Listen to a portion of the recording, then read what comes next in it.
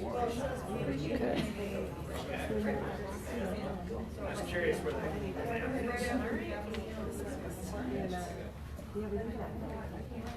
Before all these. I know you have.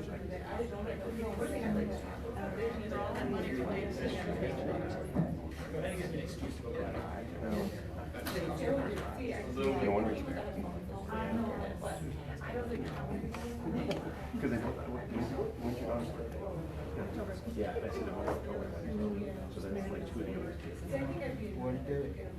Mare's October 2nd. So yeah, I'll go out these chicks. Yeah.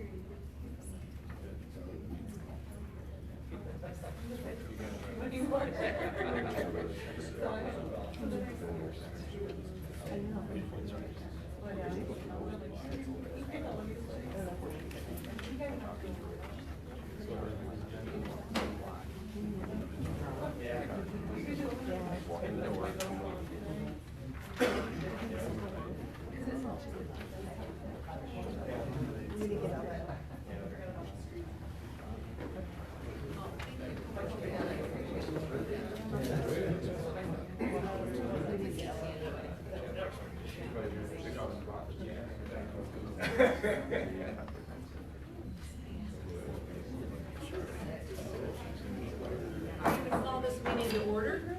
We start every meeting with the Pledge of Allegiance. If you please rise and join us.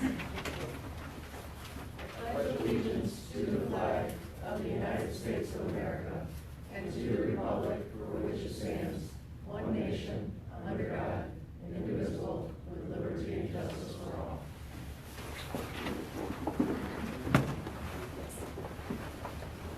Okay, the first item on the agenda is always public comment by anyone who wants to speak to something that's not on the agenda. If you're going to speak to something that's part of our agenda, we'll give you a chance to talk. If you want to speak to something that's not on the agenda, now would be the time to come up. See nobody scrambling forward, so I will give you time on each of the agenda items. Next item on the agenda is a report of the mayor and the commissioner, so we'll start down here. This one, Commissioner Walters. Thank you, Mayor. I suspect I'll be the first of many people just acknowledging and thanking the community for the overwhelming support of the Hearts of Gold fundraiser this past week. An amazing response by the community, over 200,000. I think the final number was over $219,000 raised for the Epilepsy Foundation of Michigan. It's a huge community effort, and I just want to acknowledge that, and just, even though all of us play such a tiny piece of that, it is such a testament to our community that we can support that at that kind of level. It's just amazing. I know I take a lot of pride being a commissioner in a city that supports events and organizations like that at that kind of level. I'll pass to you. You took the words right out of my mouth. That was exactly what I was going to say. I feel very, very proud to be in this community that raises that kind of money for such a fantastic cause. So thank you to everybody for that. All right, Commissioner Duncan. Welcome everybody who made it here this evening. It's nice to see a lot of faces. Sometimes we get a lot of people, sometimes we just get a few. So welcome, and don't forget that there is early voting. Karen, correct me if I don't say that right, but Absentee voting. Sorry, absentee voting. I want to get that right.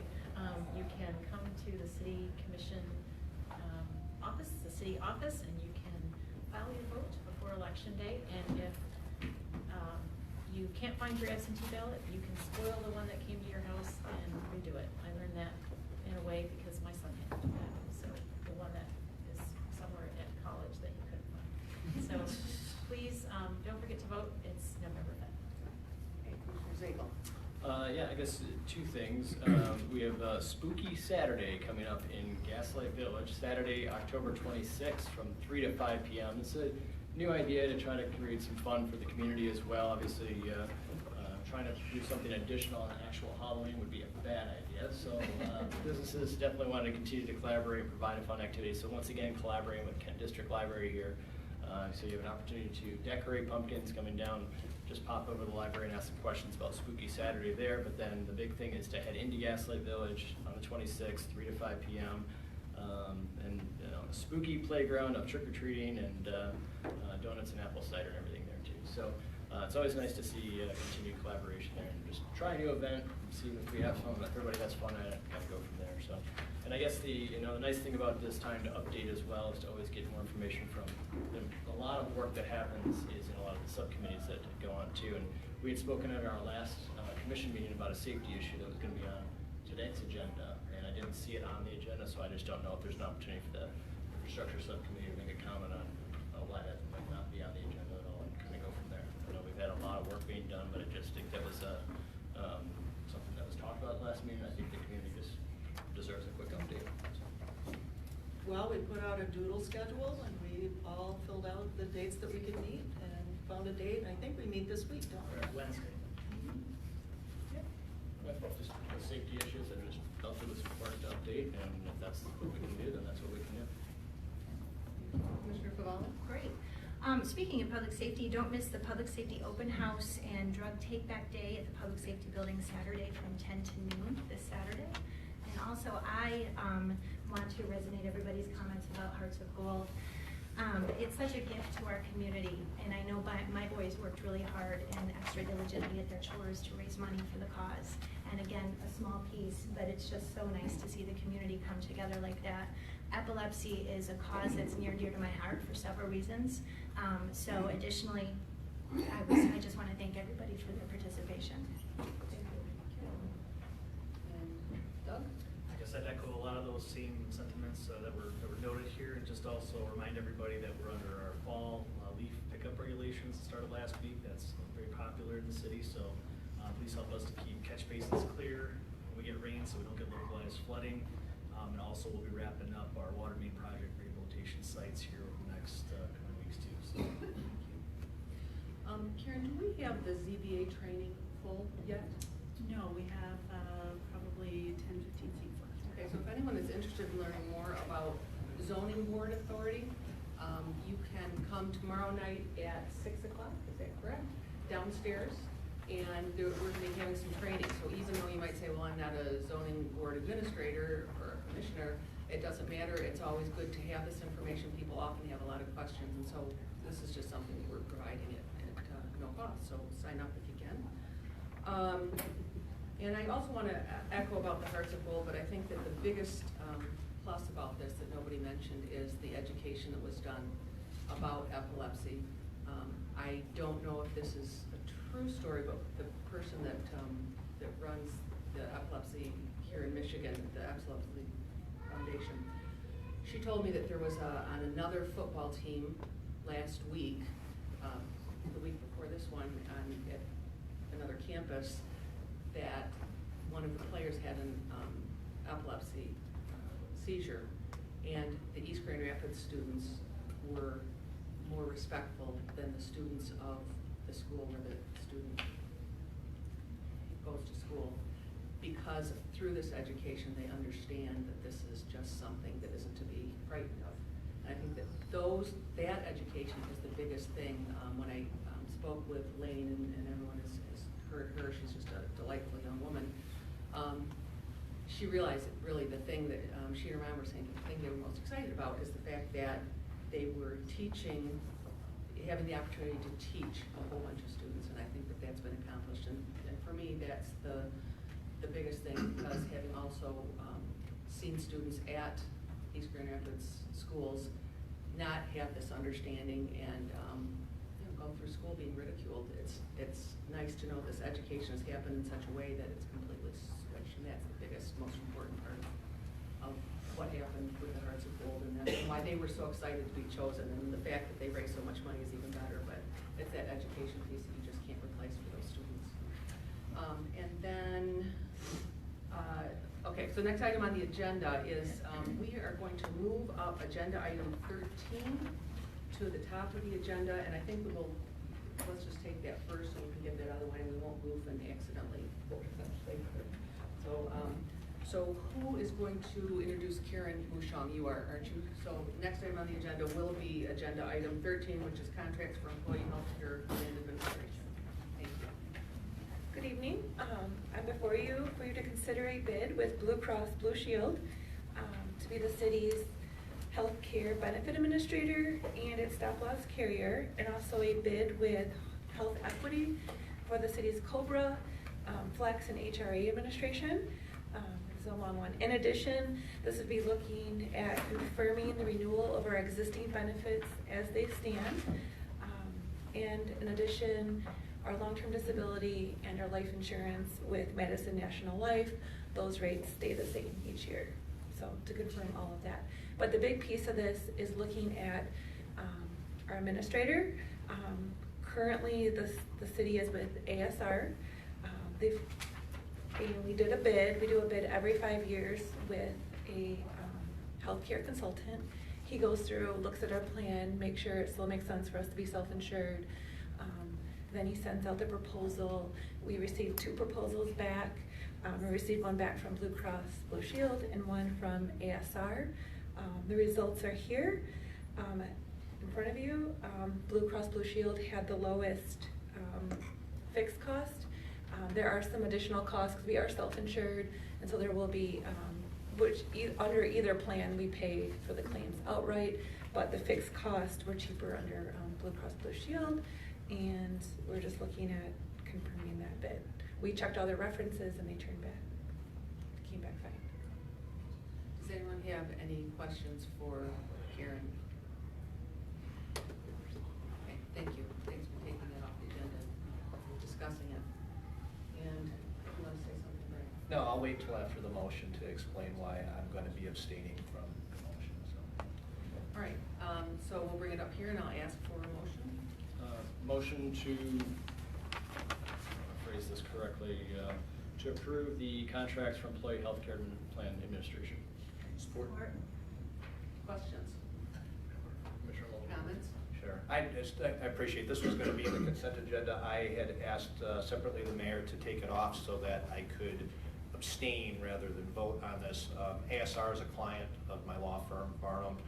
In addition to that, I represent some clients who have matters opposite Blue Cross, and therefore, because this award had to deal with whether we should use ASR Blue Cross, I thought that it was appropriate for me to abstain from voting. And in order to do that, it needs to be on the regular agenda rather than as part of the consent agenda. So thank you for allowing me to do that. Yep. Anyone else? Thank you, Commissioner Walter. You know, we had an extensive review at our finance committee. Have talked through this, went through a lot of questions. I know there's potential of an initial cost savings, but I think the big part that goes along with that is making sure the staff has the right support teams in place and has all the tools that they need as well. And I think that was a point that had come up frequently throughout the finance committee meeting, fairly consistency, and certainly a large part of our recent conversation as well. So although it appears there's a lot of cost savings, as with many of us know, that with healthcare, you just don't know, but we'll continue to be as efficient as we possibly can be with tax dollars, while making sure that the team here has the benefits that they deserve and the staff has the tools and the partner that they need to administer it. So thank you, Karen, and your team for all the work done on this. Appreciate it. Thank you. Anyone else? Okay, so we have a motion and a second. All those in favor, please say yes. Yes. Yes. All those opposed say no. Okay, thank you. Thank you for letting us take those out of turn. Okay, next item on the agenda is agenda item 4, final reading of an ordinance to amend Article 1 of Chapter 83 of Title 8 of the City Code regarding general fence requirements. And I want to announce up front that I will be abstaining from this particular voting on this because I have a corner lot and this is all about a corner lot, so I won't be voting on this particular item. I will be still running the meeting, but I won't be voting. All right, so Alex Vizikar will be presenting here. I read admin and went Adams. That's all right. So we have these fence ordinance amendments and the clear vision amendment back on the agenda after being tabled at the September 3rd City Commission meeting to have the Infrastructure Committee take one final look at them.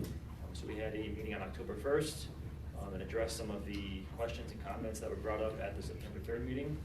So in your memo, I've outlined some of those questions and concerns that were brought up with some of the responses and answers that were discussed in the Infrastructure Committee meeting.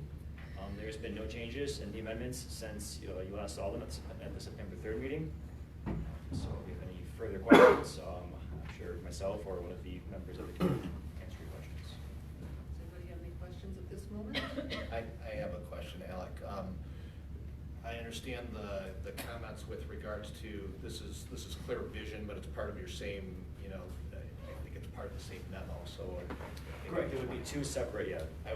My question relates to the clear vision area, and you put in an example here, which I thought was helpful. There was a photograph with kind of a depiction with vegetation and what would be required in terms of vegetation, in terms of cutting it down to. Correct, so we'd actually be reducing it from 20 by 20 to 10 by 10 now.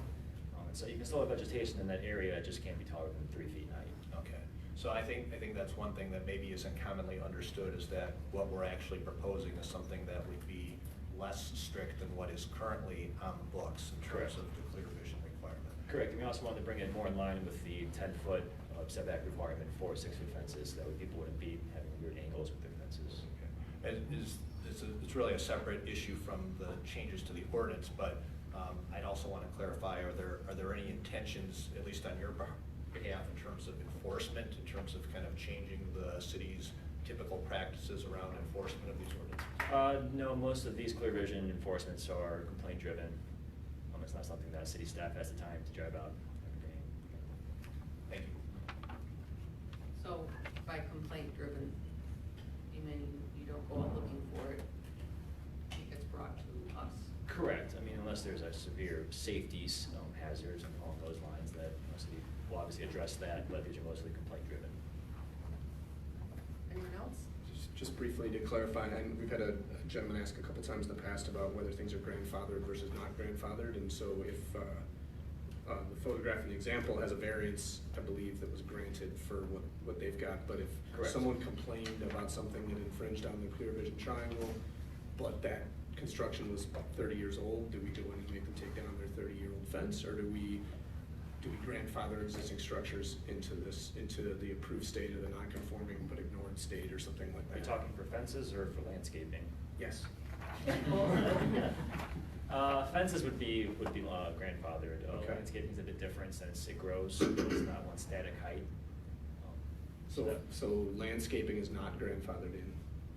I don't believe so, no. Okay, just looking for clarity.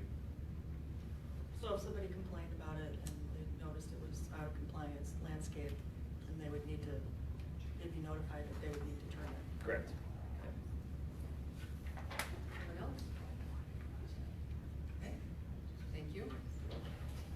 Okay, we're going to open up the public comment, and if you have a comment to make, now would be the time to come forward.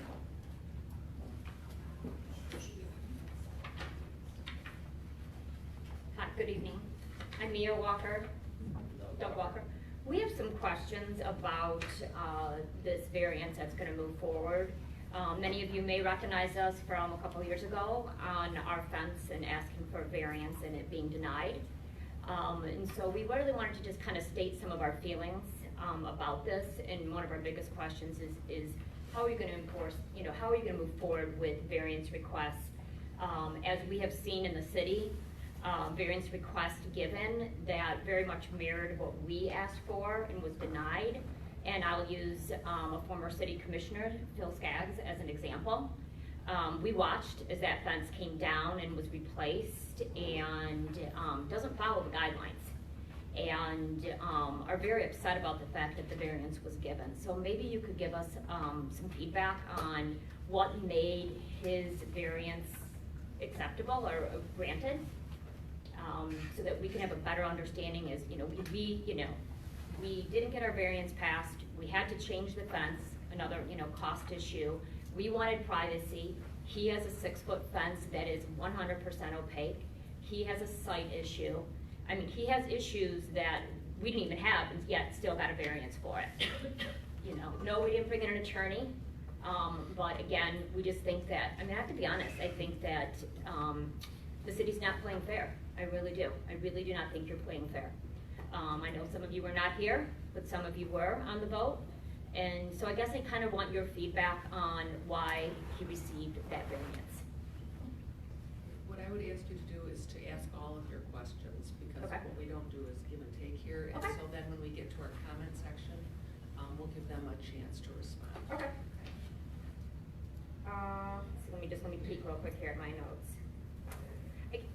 I guess another bit of, one of the things I will say is that at the very end of our variance, the very last thing that Commissioner Dill said, who I know was not here at the time, was, what is our stance on fence variances?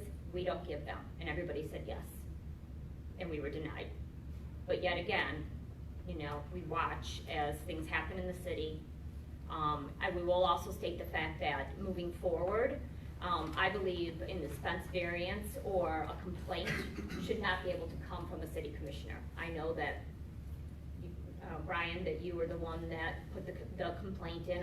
Actually, it wasn't our fence. You were across the street and noticed our fence and thought, that doesn't look compliant. Therefore, the complaint went in. So I think it's very unfair that a city commissioner can put a complaint in unless he or she's gonna police the entire town on that. Thank you.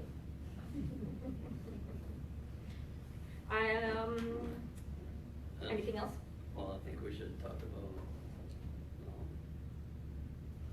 the statement that Phil made at the end. I've been instructed not to talk because I'm a little bit hot on this. The very last thing that Phil Skaggs said at the very end of his, variance request was that, basically, that, number one, he blamed the confusing words of the ordinance.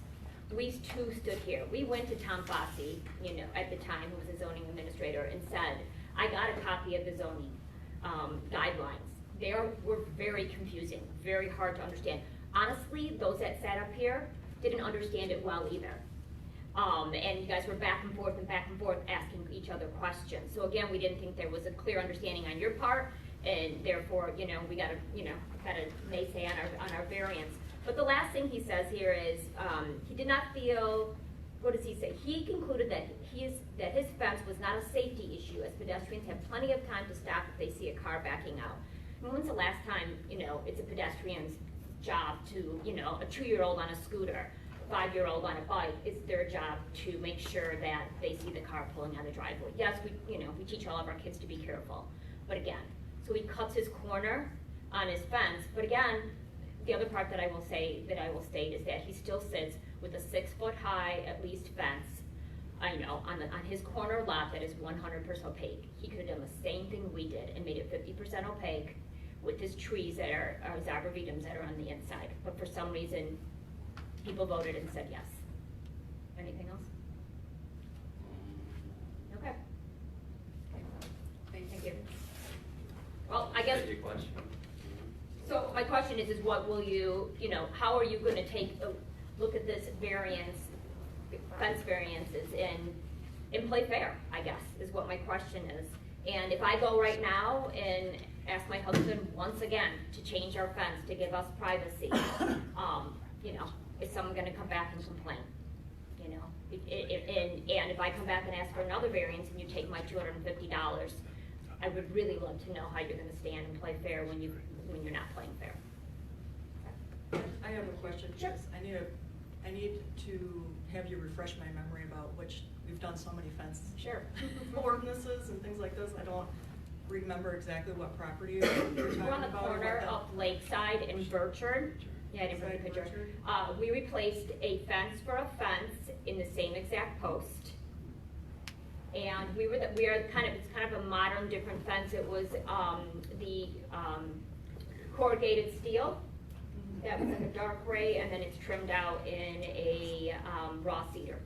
And what year was that? We did that in 17. We started the process of asking for variances and things like that in 17. I don't remember, did you have a contractor do that for you, or did you build it yourself? We built it ourselves.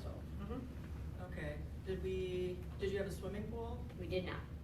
Do you have, what side is the fence on compared to the driveway? I'm just Opposite trying to- side. Opposite end. Opposite The nearest sides? driveway is 26 feet away.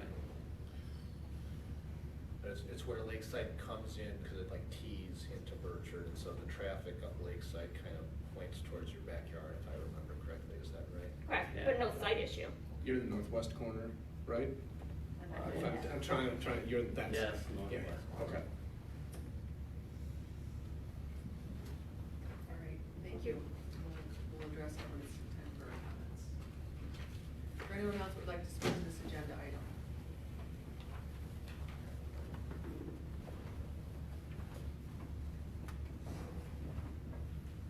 Good evening. Thomas Strauss, 435 Plymouth Avenue Southeast. I spoke to this two topics back on Tuesday, September 3rd. At that time, when it was on the agenda, it was done properly. There was proper public notification from August 21st, advising the community of what was taking place on Tuesday, September 3rd. And it got tabled, as we all know, got tabled on September 3rd. I had some comments and some questions. My understanding at that time that it was gonna be tabled, which it did, get back and for further diligence. I have either attended personally or had representation at every planning commission and city commission meeting since. Nothing has been discussed openly to the public, nothing in any of the meeting minutes. Oh, by the way, the meeting minutes last time they were updated on the site was June 17th. So the issue with this right now, legally, it cannot come for vote to this evening. No public notification like it was done properly for the September 3rd. So there's about 60 folks that I know of personally that are sitting waiting on this topic from the shrub aspect of it. And the reason they're sitting back waiting patiently for notifications, public notice, is for the fact, and I didn't care for the statement, that it was gonna be on a as basis if there's complaints. So we already know there is a group of folks in East Grand Rapids that's gonna get complained against already, a whole group. And they all line up together. We already know that because we've already been informed, okay? So with that said, we've already gotten together with legal litigation. We've already went through this city and we got a list. So if the city wants to bring that on and monitor this, we're gonna complain against everybody then. We've already got the list. So the warning's out there, but again, from a legal aspect, I don't think this can be voted on tonight because it wasn't done per procedure like properly was done on Tuesday, September 3rd. So they get proper notification, kudos to that. Mr. Walters, quick note, I want to kudos you on your transparency for taking yourself off the boat on that topic this evening.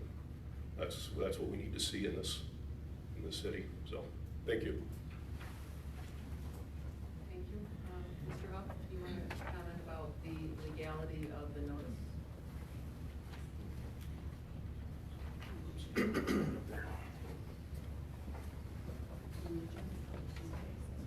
Right. Doug?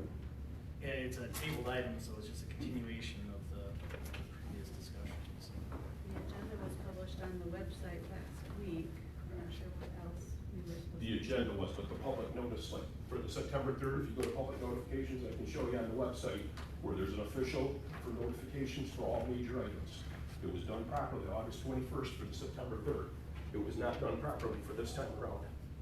It was noted. This is a continuation of that. You don't do public notices every time. Okay, but it says final reading. The verbiage is exactly the same as it was on September 3rd, word for word verbatim. Today it's line 5, September 3rd it was line 12. So from a legal aspect, go ahead, vote on it. But I'm already telling you what the ramifications are gonna be. You can vote on it. It's been properly noticed. Make sure. Thank you. Does anyone else want to speak to this agenda item? Seeing no one, I will close this item and ask for a motion on this. And we're gonna take them separately, Yeah, we're gonna obviously, take them so- separately. We'll start with the first one with number 4. Okay, move to approve the ordinance to amend Article 1 of Chapter 83 of Title 8 of the City Code regarding general fence requirements. So moved. That's what- Yes, that's what- he moved. I Oh, moved. support. All right, we have motion and support. And as I mentioned, I am not voting on this. I'm abstaining from this agenda item, but I will continue to run the meeting. So who would like to speak? And this is regarding just the fence, not the shrubs. This is regarding number 4. About the landscape? Not Yep. landscaping. The fence requirements. Do you want to start, Commissioner Miller? Yeah, I would like to start actually. So I just want to say a couple quick things to the walkers. First of all, one of the most uncomfortable parts of being a city commissioner is when a neighbor comes and says, I'd like to report something, but I don't want to use my name. And we know that that happens routinely. And if they report it, they have to use their name, it goes in the record. And that can be, I don't know what the reasons people have for not doing that, because I have to use my name. So oftentimes, and this has happened for me at least once or twice a year, I'm asked by someone in your neighborhood or someone in our neighborhood to report something, and I have to decide at that time whether I'm going to preserve someone's anonymity and report it myself, which attaches my name to it in perpetuity, or whether I'm not going to do that. So I don't remember between the fence across the street from you and yours, honestly. I don't remember which one someone asked me to take a look at. But I walk my kid down that street every day. And so when that request came in, and it was accompanied by, please don't use my name, I had to decide if I was willing to do that, and I was. And I've done that for a number of neighbors as recently as September, maybe. So I apologize for having my name attached to a complaint about your fence. My initial reaction is that you probably don't want complaints being filed by commissioners other than if I'm reporting on behalf of someone in the neighborhood. And so the reason that I'm comfortable reporting on behalf of people in the neighborhood, I don't think people are frightened. I don't think people are unwilling to stand behind their claims all the time. But once in a while, it's really difficult for someone to come forward and use their name when it's attached to any sorts of things. So I've done this for people on Cambridge and Pontiac when lawns aren't cut. I've done it for people when they don't like a fence sticking out into the sidewalk. I've done it for someone who wants to know how messy can someone's flower bed be. And I think in all of those situations, they don't want their name attached to it, so our names get attached to it. So I'm sorry that you have to see my name on that, and certainly don't want you thinking I'm walking around patrolling your neighborhood. I will personally guarantee you I don't walk around and patrol anything. And I'm not gonna start. So I just wanted you to know that I wasn't out looking in front of your house trying to pick which fences I should call in and which fences I shouldn't. Every time that I've ever reported anything, it's been at the behest of someone else who lives in the neighborhood. Again, because you were across the street from someone, it may be that you didn't get reported at all, and it just came in as a, hey, take a look at this one and the one across the street or something like that. But that never starts with me, and that's not going to change. So I just wanted you to know that. I think that's important because we probably all face that sort of discussion and decision from time to time. I'll say something next, and I will address the walkers, although I was not on the commission when your fence variance was read, but I did hear about it actually that exact night. I was running for my position as commissioner in the first ward, and I had many residents reach out to me via text and phone call that night saying that they were upset by the way you were treated, by the way the situation was handled, and that many people showed up in favor of your fence and saying how beautiful it was. So I have not seen your fence, but I know that everybody thinks it was pretty great. And I will say that I was here as a commissioner when the Phil Skaggs fence issue was brought up. And one of the biggest determining factors for me, and I don't know the specifics in your case, all I know is that people really liked your fence and were very much in favor of it. And so without going down a rabbit hole on all other things, one of the biggest factors for me with the Skaggs fence was that neighbor piece. In not one, not two, but 3 separate meetings, we had people show up in favor of, sign petitions, write letters and emails. And those are my neighbors as well as my constituents. And part of my job as a commissioner, I feel, is to listen. When people are that vocal and that in favor of something, I think the city needs to listen and really take that into account. So I wasn't a commissioner when your fence variance was heard, but just based on that, I may have voted in favor of it, I don't know. But in terms of the Skaggs fence, that is one of the biggest reasons. Is just that powerful conversation piece, and the fact that neighbors just kept showing up and wanted their voices heard in favor of that fence. So.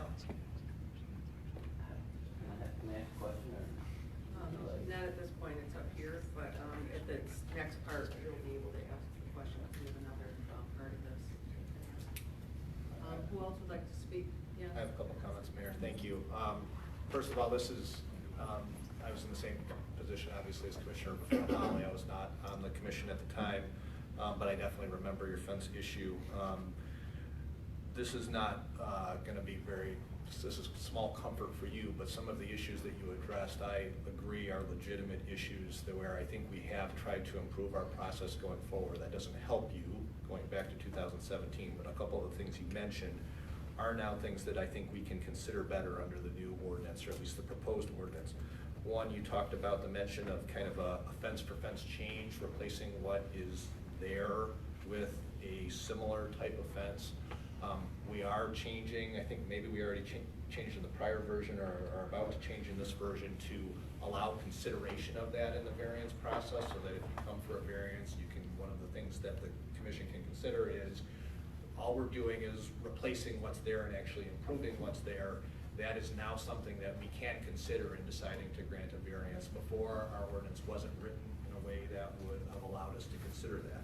And so I think that that can be a valid consideration in terms of, well, this might still be non-conforming, but it brings us closer to what our overall goals are with regards to fences, and there sometimes are historical reasons why allowing that change makes sense on a case-by-case basis, which is what the variance process is all about. One of the other things you mentioned is just how confusing the process can be, how confusing the ordinance can be. You're not the first person to make that comment. And we have tried to address that by putting a permitting process into place with regards to fences to allow for much greater clarity and better communication up front in the process with regards to people who get fences, and so that there is hopefully a much less chance of confusion, misunderstanding. Oh, I thought what I was doing would be valid. I don't find out till after I built it that in fact it's non-conforming, and now I have to come for a variance after the fact. And so we recognize, I've certainly recognized that that is was a legitimate issue, and we have done some things to try to address that as well. Again, that's probably cold comfort to say, boy, now you're fixing the ordinance to try to address some of these concerns, but I do want you to know that I was aware of the specific concerns with regards to your fence, and more broadly, other people who have had similar questions and concerns, and I think we've done some things in the ordinance to try to address that. With regards to the specifics of one variance versus the other, I at least, and I think it's the whole purpose of the variance process, do have to consider the case by case of each particular property, of each particular circumstance, and so I don't think it's really the time or the place to kind of dive back into the details of either your process where I wasn't on the commission on, or the Skaggs process, or any other particular process for a particular fence. But I do think that it's important that we try to bring consistent principles to bear when we're looking at those particular facts.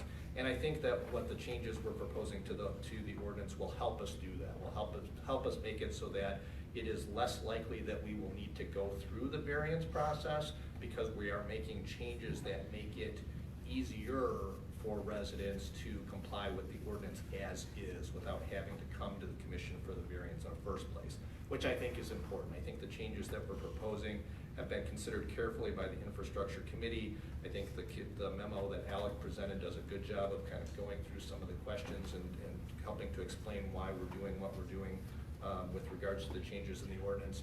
And the changes in the fence ordinance aren't permanent. We've learned this is kind of an ongoing evolution, and if we realize that there are still things that need to be changed and improved, I'm certainly open to doing so. So I'm going to be voting in favor of the ordinance amendments that are being presented.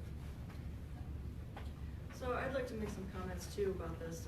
I'm on the infrastructure committee. We have looked through this ordinance at least 4 times in the last month and a half or 2 months. And we have gone through this with a lot of careful, very thoughtful discussion.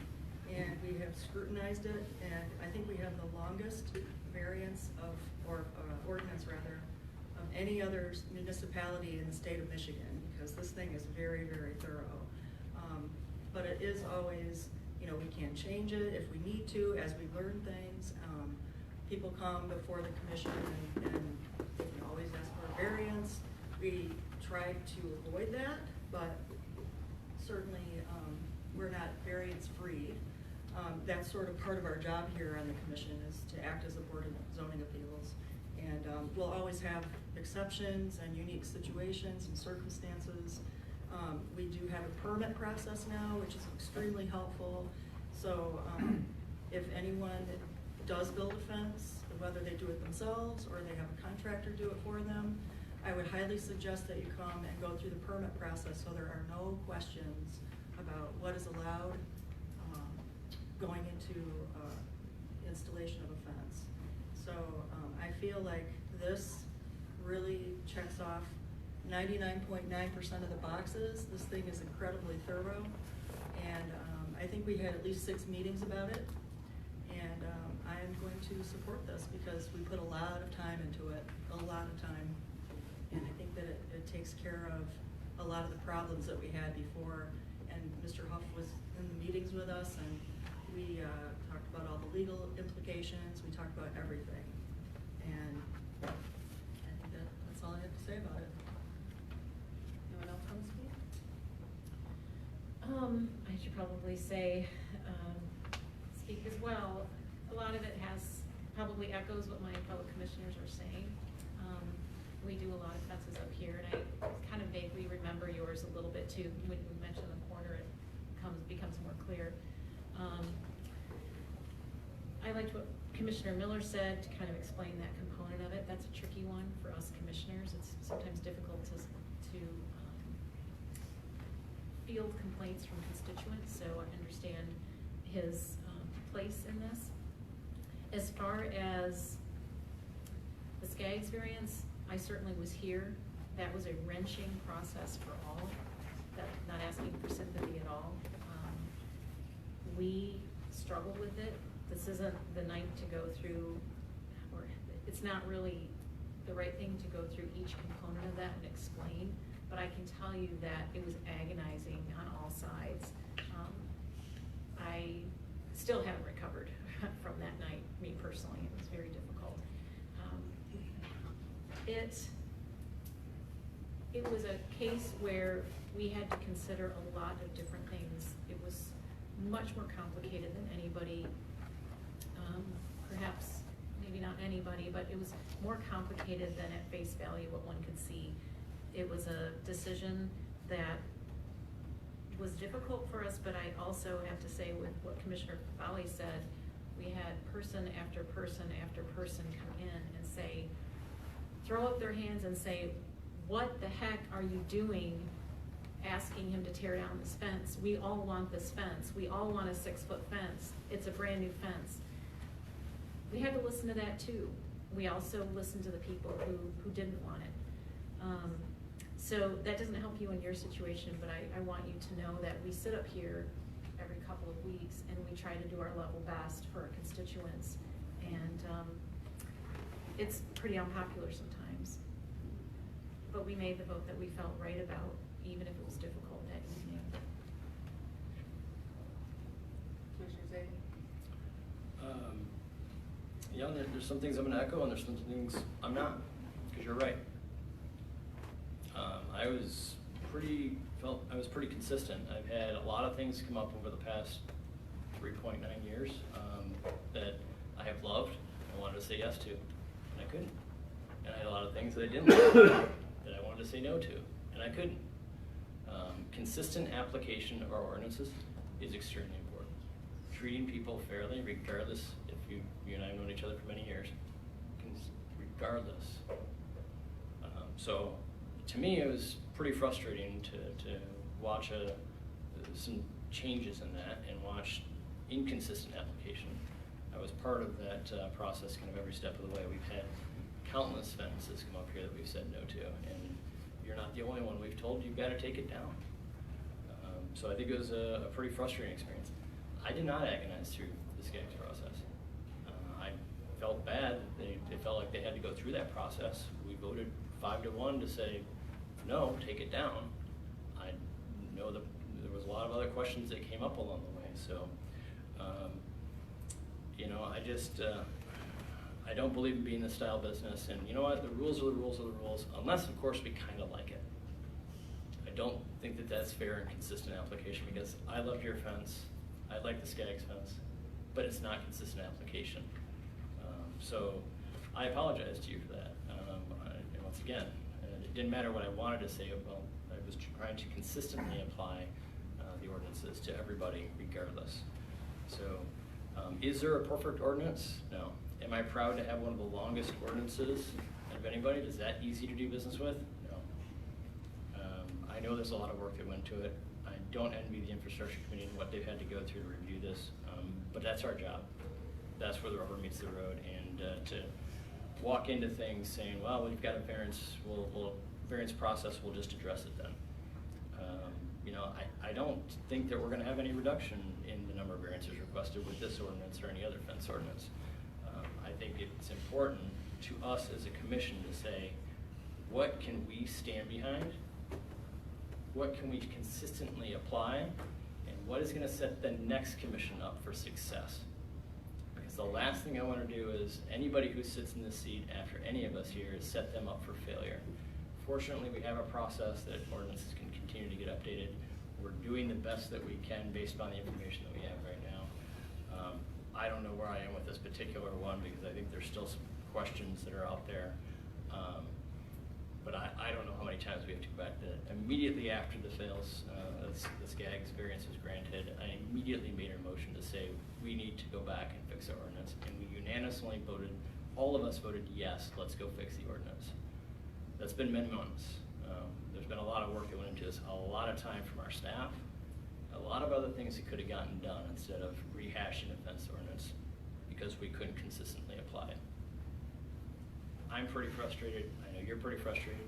I know the other commissioners are pretty frustrated. We're all looking for the perfect solution. There isn't one, tragically. I don't know what more to say beyond I'm sorry. So I can only comment on my actions, as each of the commissioners said. We all have very unique viewpoints. That's part of what can make a commission great. But in the end, we'll have to continue to talk through this and continue to work together and find what is best for our community and keep moving forward.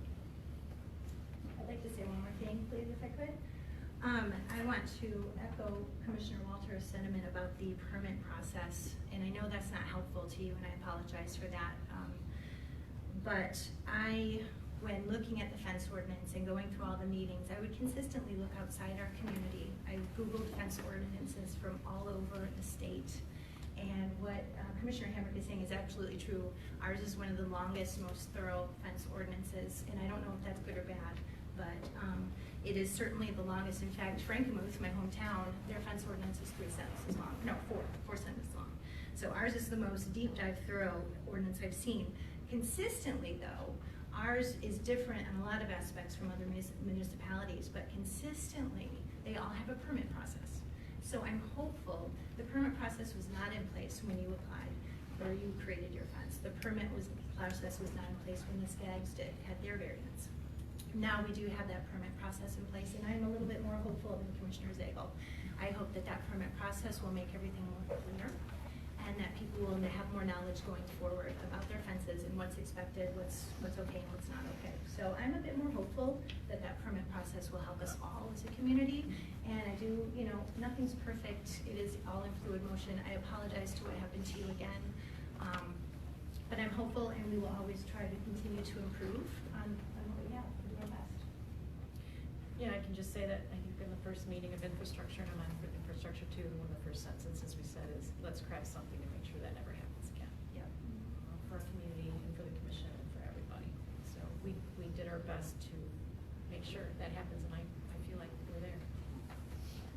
So I am not commenting for the new itself because it does apply to me, but you're asking the question about you, what happened to you. And so I will say that your fence did not meet the ordinance. I think it was confusing, but what I'm not comfortable with is when somebody says it depends, that a whole bunch of people came here and said that they wanted to keep it, and so we didn't want to make the neighbors mad. That's not true about me. That's not what I said, just to be clear. Just to be clear, that wasn't the intention of what I said. So what was it? I think, I'm not gonna rehash it again. Okay, all right. What does matter is that I represented those people. They are my constituents and my neighbors, and they came not once, not twice, but 3 times with concerns about the safety piece All right, and thank other you. pieces. So- And they wrote petitions, and so don't. So. We were afforded one night. How did? So this let guy me. manage dragged out for a long This time. is up front, so I'm gonna take this up front. So my comment is that once we have an ordinance, we should be following it. And it shouldn't depend on how many friends you have, how many people come in, because you had a lot of people come in as well, saying that they wanted that fence. So it shouldn't make a difference. People shouldn't feel put upon and pressured. That's why we have the ordinance. And so hopefully in the future, the ordinance now will be followed. It won't depend on how many friends come in. I'm So not that's saying it what- depends on how many friends come in, I'm just saying that if that many people are so strongly, have such a strong opinion, that maybe the city needs to listen to that, and maybe the ordinance at the time was not best fitting. And I think So- listening is fine, but making it a deciding factor is not. It wasn't my only deciding factor, there were So- many. So, anyway, I was trying to speak at the time, and that's just what I'm referring to, is that if it were to happen again, I would continue to follow the ordinance, which is what I did before, because I don't think that having that factor in the least is important. It should not be, and that's, because this is so hard, because we are ruling on our neighbors and our friends, we have to make sure that we follow these ordinances, and so that is my comment on that piece. But, so those are the answers to those neighbors, and are there any comments that anyone wants to make about the fence ordinance itself, other than what we've already said? Yeah, I guess when I'm getting back to our specific vote and what's in front of us today, I think that I very much appreciate the conversation that did happen in the Infrastructure Committee. I appreciate the thoughtful responses that were summarized to us. I know I specifically had some questions about grandfather or not. I know it's a question I think that comes up in a lot of our minds about what's the right thing to do there, and I don't know if I really know. It's difficult to decide. I think that we've got, these are a couple of things that I guess I was concerned about is, what was there already, what should we do? We do have an inclusion of a 25% maintenance allowance. I think that helps give staff a very specific recommendation or specific way to kind of monitor existing fences, and it also kind of lets the community know that if you have a fence that does not currently meet this, that I would do my best to take care of it and to do what you have to do to work through that if you want to continue to maintain that. And being able to replace about a quarter of it every year gives you whatever direction you need to maintain whatever fence that you might have that may not currently meet the ordinance as well.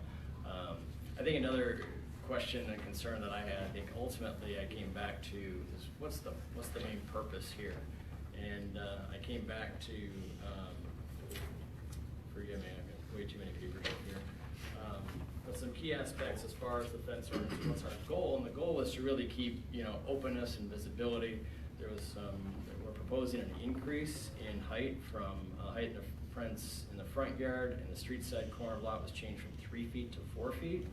There was some reference made to availability, that fences really nowadays are really kind of coming back, and 4 foot is kind of a standard now. That's really what you can get. And of course, I just did a quick search at Lowe's and Home Depot, and certainly there's plenty of 3 foot sections you can buy.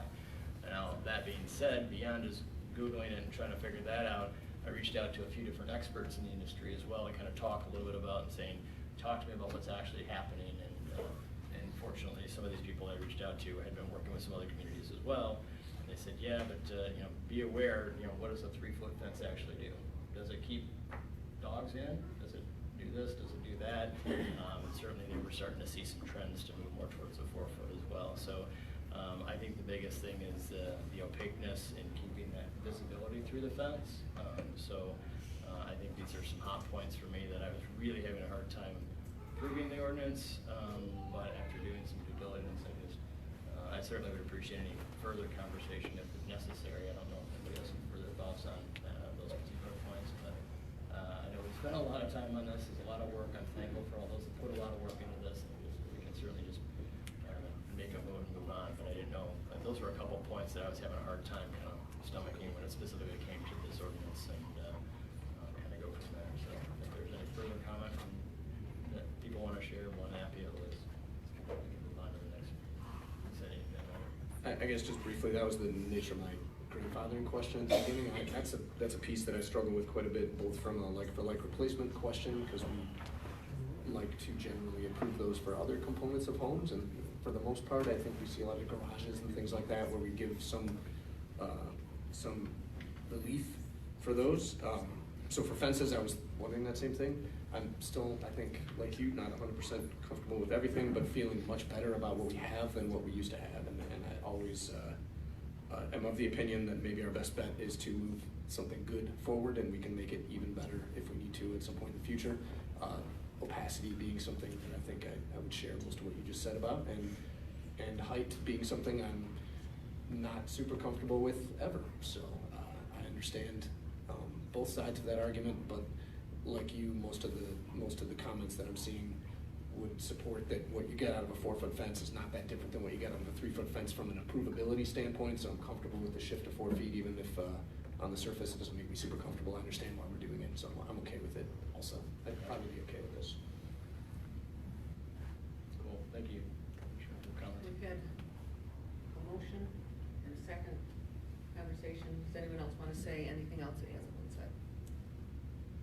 I would like to say one quick thing about our meetings, our committee meetings with staff, and how helpful it was to have their guidance in this whole process. Because Mr. Funk helped us craft the right language, and Mr. Lefebvre was incredibly helpful with, with the 4 feet, the standardized fence panels, and just really getting into the details on these things. And I just appreciated your expertise in the process, and I think that where we landed is pretty good. So thank you for that. Yeah, I guess my last final thought is just really coming back to me. Commissioner Miller and I will not be here a month from now to make a decision. So I think that's the key thing, is that as we vote on this, is this something you can stick with? Is this something I could stick with? Is this something anybody could stick with? And I think this is something that we feel we've set the next commissioner sitting in our seats up for success. And I think that's the best way to vote on this particular issue here tonight. And we'll move on. And I don't think it's reasonable for us, once again, to have anything that's perfect, unfortunately. But I think, once again, we just have to continue to be looking at the people we standing on our shoulders years from now. Okay, we have a motion and a second, and comments. All those in favor, please say yes. Yes. All those opposed say no. And I abstain. Okay. Next item on the agenda is item number, where did I put that? Here we go. Item number 5, the final reading of an ordinance to amend section 3.3 of chapter 32 of Title 3 of the City Code pertaining to private trees and shrubs. And Alan, do you have anything more to say? Nope, that's just the changing from 20 by 20 to 10 by 10, and basically driveway. The changes, if you go to that item, is strictly, we're just changing from a 20 by 20 requirement adjacent to a driveway to a 10 by 10. That's simple as it can put. Yep. All right, so I'm gonna open up public comment on this agenda item. I didn't talk about this one in the past. So if anyone wants to speak, now's the time to speak on this one. If you wanted to say anything further. About shrubs or? Yeah. Yeah. The landscape. All right, anyone else want to speak to this agenda item? that and ask for a motion. Motion to approve the ordinance to amend section 3.38 of chapter 32 of title 3 of the city code pertaining to private trees and shrubs. Support. Comments? I just want to clarify something with Doug, that when you discuss this in infrastructure, and make it very clear to everyone here that this has always been on the books, right? This has always been on the books, but it's actually been more restrictive. What we're doing tonight is making it less restrictive, so it actually matches the fence ordinance in the clear vision piece. So it was a 20 by 20 foot triangle prior to this, always on the books, and now it's gonna be reduced to 10. I think we went back as far as Attorney Huff, maybe you can correct me if I'm wrong, but maybe I think the 1980s. 1980s. Is how long that's been on the books, so. At the 20 by 20? Correct, at Okay, 20 by 20. okay, so now it's gonna be less restrictive, so. Okay. Anyone else want to speak to this? Yeah, just briefly, a follow-up clarifying question on my grandfather comments from earlier. So thank you for explaining that fences are largely grandfathered, landscaping, because it's nature of growth and things like that is not. Is that changing, or has that always been that way as well? That's always been the case, and so, again, if you receive a complaint or someone's concerned about clear vision, or any issue, we go out and we'll investigate that, whether it's staff in public works or public safety, we'll respond to that. But similar to, as was noted with, I think you noted it too, with tall grass, it's very typical that if there's a complaint, that then we also get others that are also shared at the time. Got it. Thanks. Anyone else? Chuck, didn't we also agree, I thought this was brought up too, that although landscaping and shrubbery is living and growing, but some of it has been established, older foliage for years and years and years, and that still would not be, or Right. like, no, we talked about it briefly. Right, and that's why I used the example in here, part of my art skills with paint, but I selected a location that had previously received, was approved for a variance that would not be compliant. So this is at 800 Plymouth near Franklin. In that particular case, it's a little complicated, but essentially in order to allow for that particular type of hedge that's there, they were required to permanently place a traffic mirror, which is noted there in the bottom right there. Also, they had to add several feet onto the sidewalk to allow for that to be wider, to impact the view and also accessibility of the sidewalk. So all I was trying to demonstrate there in those triangles is that's about what you'd have to have. However, it's trimmed back, maintained to be compliant. If you note there's for each one of those, there's 2 sidewalk squares, and those are typically 5 by 5, and so it shows you that 10, basically that 10 by 10 triangle. If you were to look at 20 feet, which is currently on the books, that's a much different scenario. Alan, just because we keep referring to that picture, could you just pop it up there for the audience, please? Most people aren't here for that agenda item, but we've talked about it an awful lot.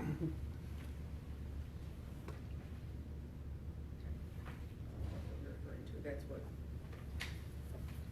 right? Yes, so yeah, this notes the 3-foot height, and then that triangle area is that 10 by 10. And I was noting the 2 sidewalk squares there, which I can show you here. And that's approximately 10 feet. This is 3 foot. So this particular area would have to be removed. This property was approved for variance for permanently placing this traffic mirror here, and then also you'll see the additional sidewalk that they were required to add in this direction here too. I'm not sure if it was for visibility or if it was a combination of visibility and to make sure that it was wide enough for ADA. Okay. All right. Anyone else? Okay, so we have a motion and a second. Any other comments? All those in favor, please say yes. Yes. Yes. Opposed, say no. I also abstain in the abundance of caution, since this will be ready to affect me as well. Okay, thank you. Next item on the agenda is item number 5, the final reading, 6, public hearing on the proposed community park, recreation, open space, and greenway plan. This is going to be presented by Fred. You're going to kick us off, right? I know that Tiffany's going to join in.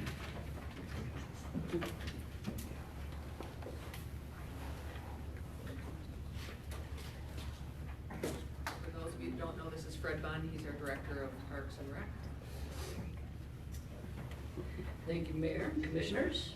I'm excited to present to you our updated 5-year community park, recreation, open space, and greenway plan, commonly referred to as our 5-year recreation plan. All of you were provided a copy of the plan, all the support material, as well as the survey results and comments from all of our meetings from our community members. And again, I provided it to you on October 1 to give you plenty of time to review that information. There was quite a bit. And again, all of that information was provided in this evening's agenda packet. Before I get started, I'd like to introduce Tiffany Smith with MCSA Group, Landscape Architects and Architects.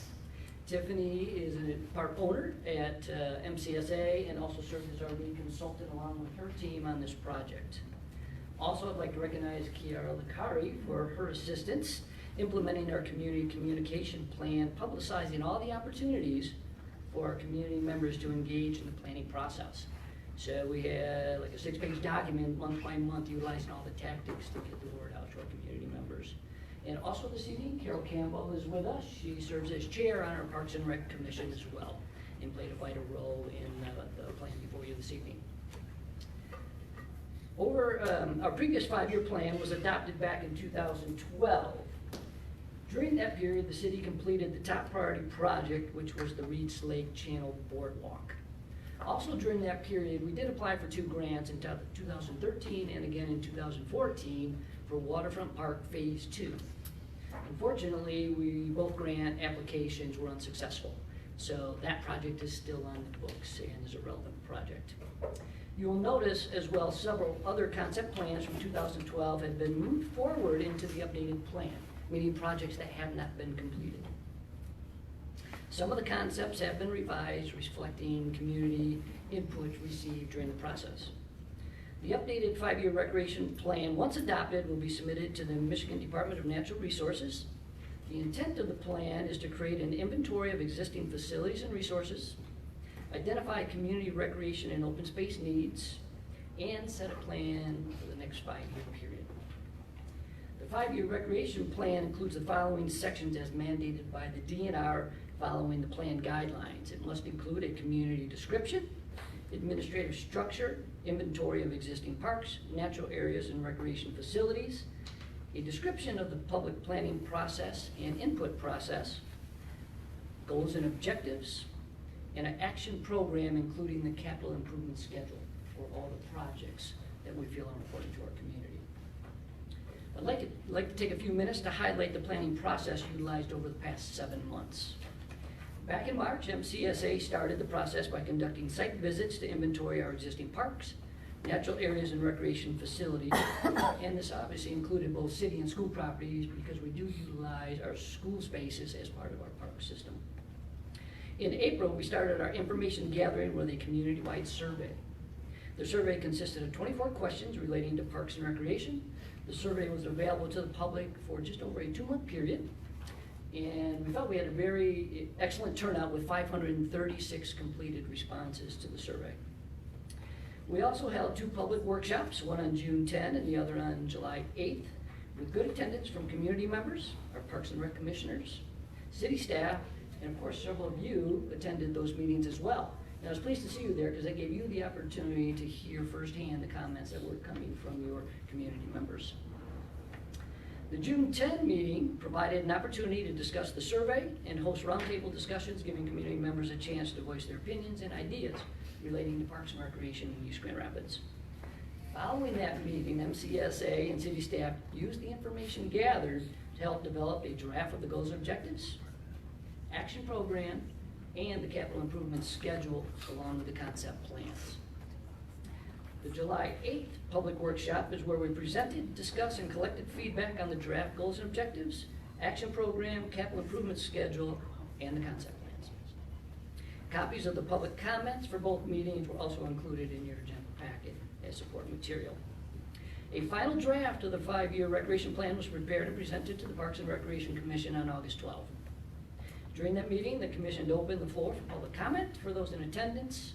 Following public comment, a motion was made to adopt a resolution approving the plan, recommending the plan also be adopted by the City Commission. The resolution was adopted by a vote of 8-0 by the Parks and Rec Commission with 1 commissioner absent at the meeting. Also, a draft copy of those minutes were in your agenda packet for your review. Following the Parks and Recreation Commission meeting, the final draft of the 5-year recreation plan was publicized for public review for a 30-day period. The 5-year plan was available on the city website, binder copies at the front counter of the city offices, Parks and Recreation Department, and the upper circulation desk of the library, as well as the city website. During the review period, community members were encouraged to provide comments by email or hard copy. All comments submitted during the 30-day review period were collected and provided to you for review as well. Tonight is the culmination of a lengthy and thoughtful process. The 5-year recreation plan is a guide to assist you as the commission to be good stewards of our park properties and future recreation development projects as you see in the plan before you.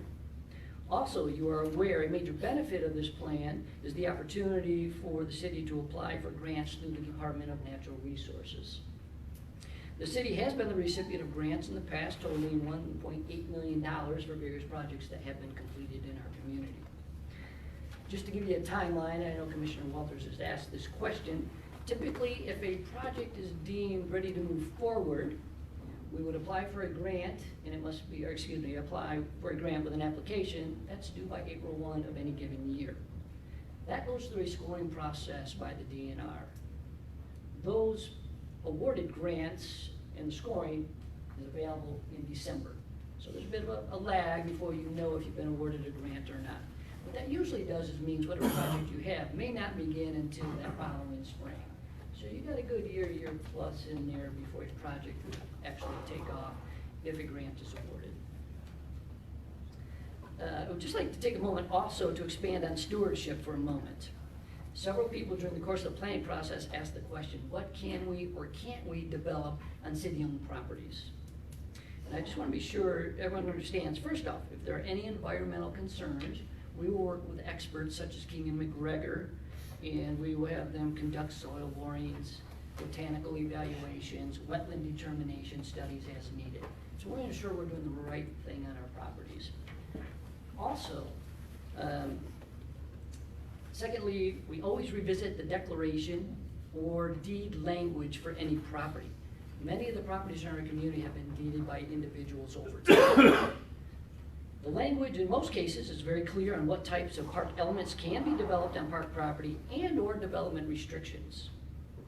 If there's ever been any questions in that language, we will always refer to our city attorney to have him give us an opinion on that language. So in essence, you guys will always do your due diligence to make sure if we have development or elements on said property that it actually falls in line with those deed restriction and the language in that document. And I'm very confident that what you see in the plan, all of those elements exist as possibilities on those properties. So an example would be the Steckity property. It clearly states you can have an overlook deck, but it cannot be in the floodplain. It can only be 200 square feet in size. You can include trails that are accessible along with trash receptacles and benches. So that language is very clear in many of these documents, and we'll always refer to that as part of our planning process. Before I turn it over to Tiffany for her presentation, are there any questions in regards to the process and how we collected input from our community? Anyone have any questions? I just want to say, I think, Fred, you've just done a wonderful job in this whole month-long collection process. And I love it that the community is so involved, that they felt welcomed to contribute so much, and that they felt heard. Good. I hope so too. Anyone else? All right, thank you. Tiffany?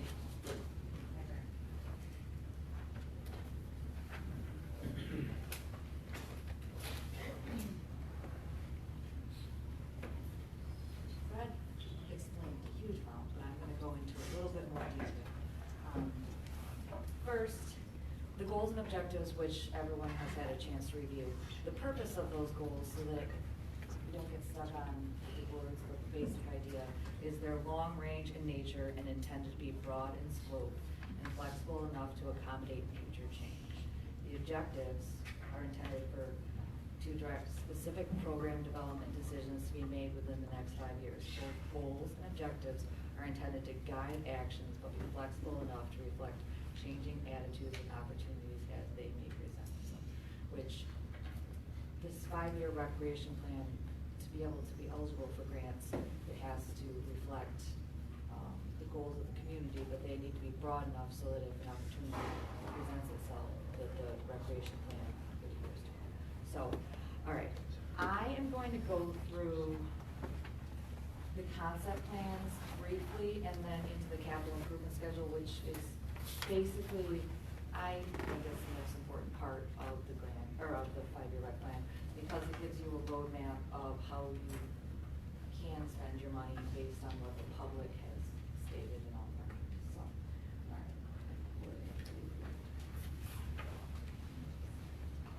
So, back in 2012, and actually the plan prior to that, Manhattan Recreation Area has always been a high priority. And we, see right there, that's the area of concern. This plan, right here. Turn it 90. It's not, I'm sorry. You go, there you go. There you go. There we go, okay. This plan was in the 2012 recreation plan. It wasn't quite as pretty, but it had the same elements. So this is just continuation 5 years later. In addition, based on the community survey, the community input meetings, this rose to the top as one of the highest priorities of the committee. So that's Manhattan Recreation. For reference, this is the existing parking lot. There's a shelter right out here, which actually, historically, this shelter, everyone probably is aware of it, that was at the bottom of the sledding hill. And Bill Rhodes, who was Fred's predecessor, we moved it up to the top of the hill. So it needs to be replaced. It's served its useful life. We also have, a new shade shelter. We have a restroom building because we have a splash pad. And when little kids get wet, they have to use the restroom. So plus our, it's just a thing. The restroom, everyone else knows, is way over on this side of the park, so it'd be an awfully large distance for a family to go to the restroom. Okay. A shade shelter addition, and remember, these are just concepts. When this eventually will happen, we'll have a whole master planning process, public input, but elements that are included in the overall cost that are included at the park. A playground that has large component structures for big kids and little kids, and then the existing sidewalk to the ball fields. That is pretty much Manhattan improvements. So you'll see the capital improvement schedule. The second highest priority is Waterfront Park, and this was also in the 2012 plan. As Fred said, we applied for a couple of grant applications. This is mostly nature walks, interpretive center, or interpretive kiosk.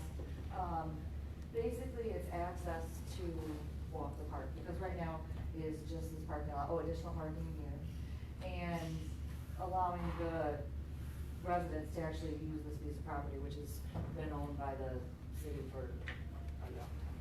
All right, now, these are the existing plans that we did in 2012.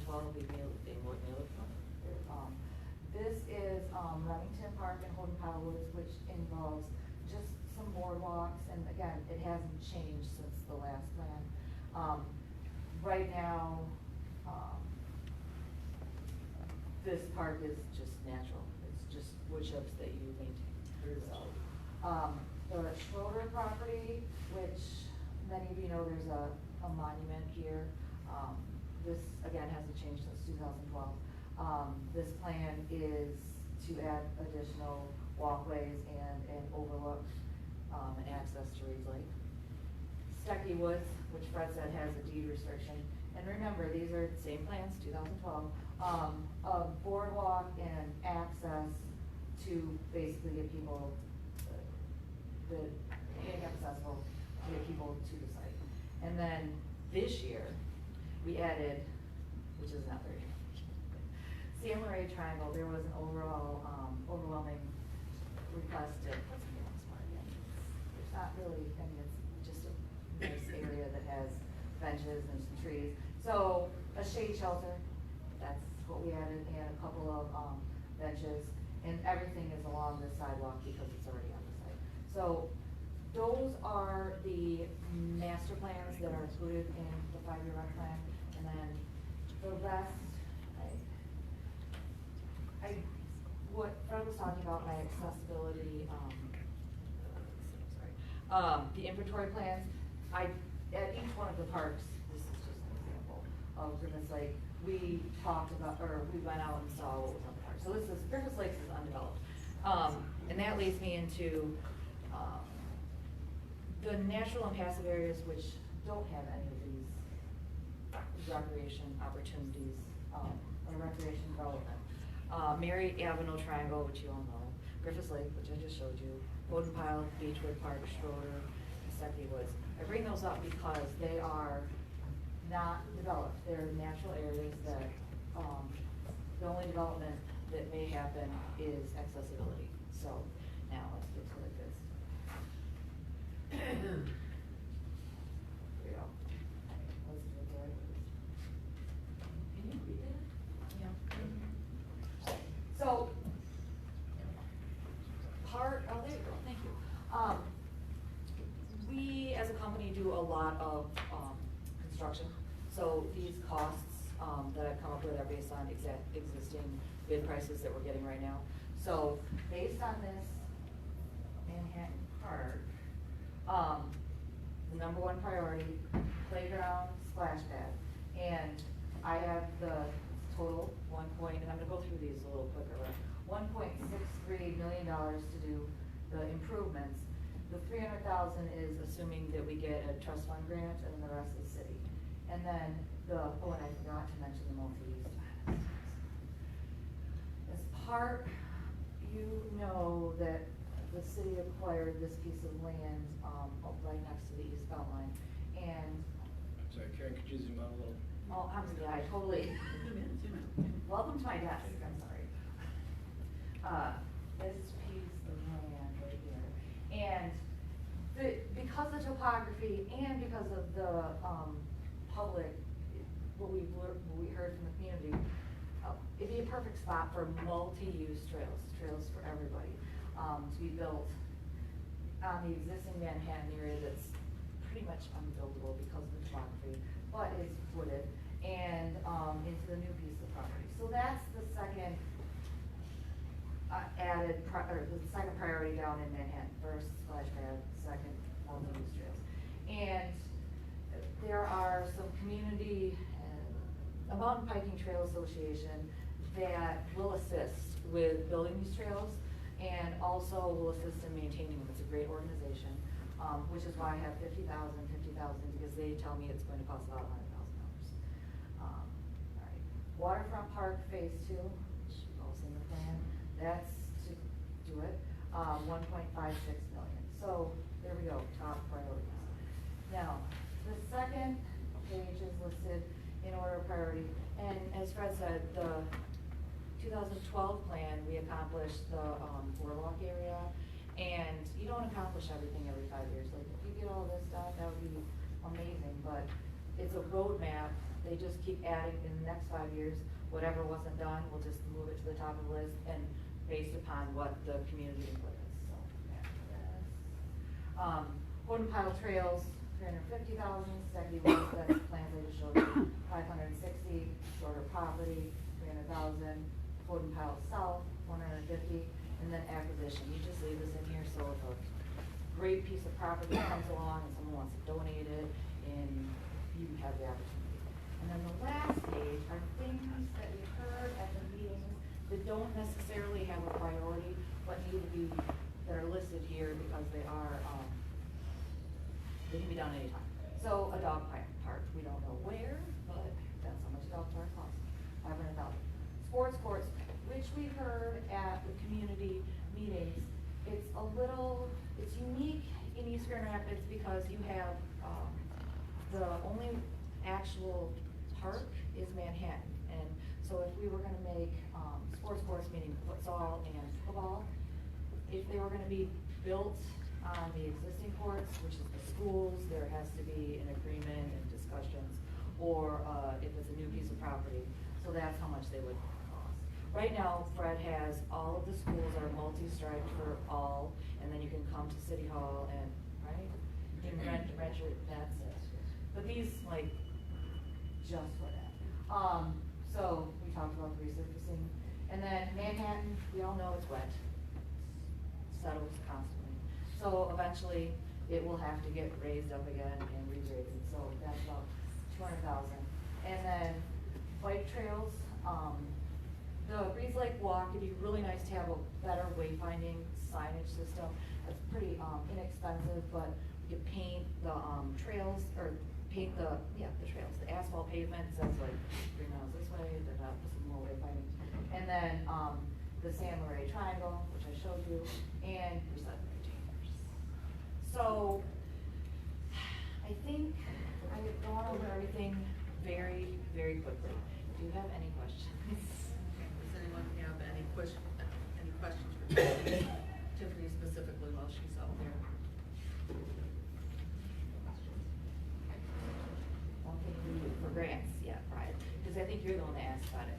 You can apply for grants in 2 parts of a park, like if you have 2 like this one. Yep. Manhattan. I just, so to clarify, because you have questions about grants. Yep. And you could apply for the trails for a land and water, and you could apply for the playground trust fund, same cycle. 2 different grants, 2 different projects. Got it. You don't have to say which one you like, but you can't, if you apply for like land and water and trust fund for this, then you have to say which one is your higher priority. Goes here. But you can separate them out into little chunks, if that. Great. Thanks. How many grants does the state award each year? Trust fund board gets together and they say, we're gonna spend, and this, well, I can answer this because I write a lot of grants. This year, we're gonna spend $13 million. So it all depends on how the scoring works. So in the past, it used to be 500, so $1 million, which is a good project. Now it's 600,000 for trust fund, 300 and 300. So if you have a bunch of $600,000 projects at the top, then you have less, right?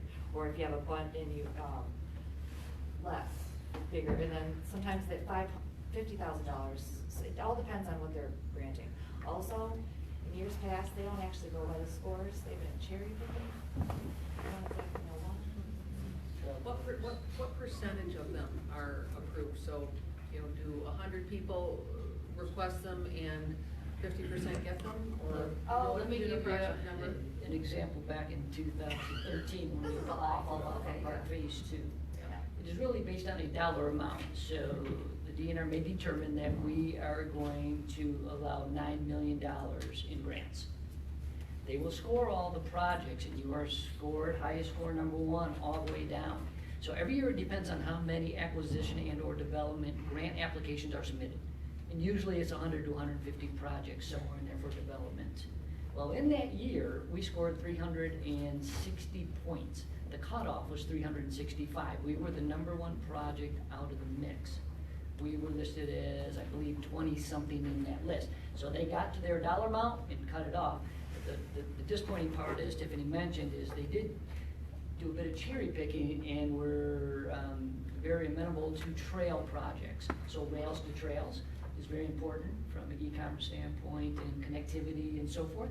So some of those projects that didn't score as high as our project got funding. So the money didn't go as far as. Every year changes and it differs because other years they may spend $10 million and that the school's a little deeper. Right, and I understand that. I'm just trying to get an idea, especially for our audience.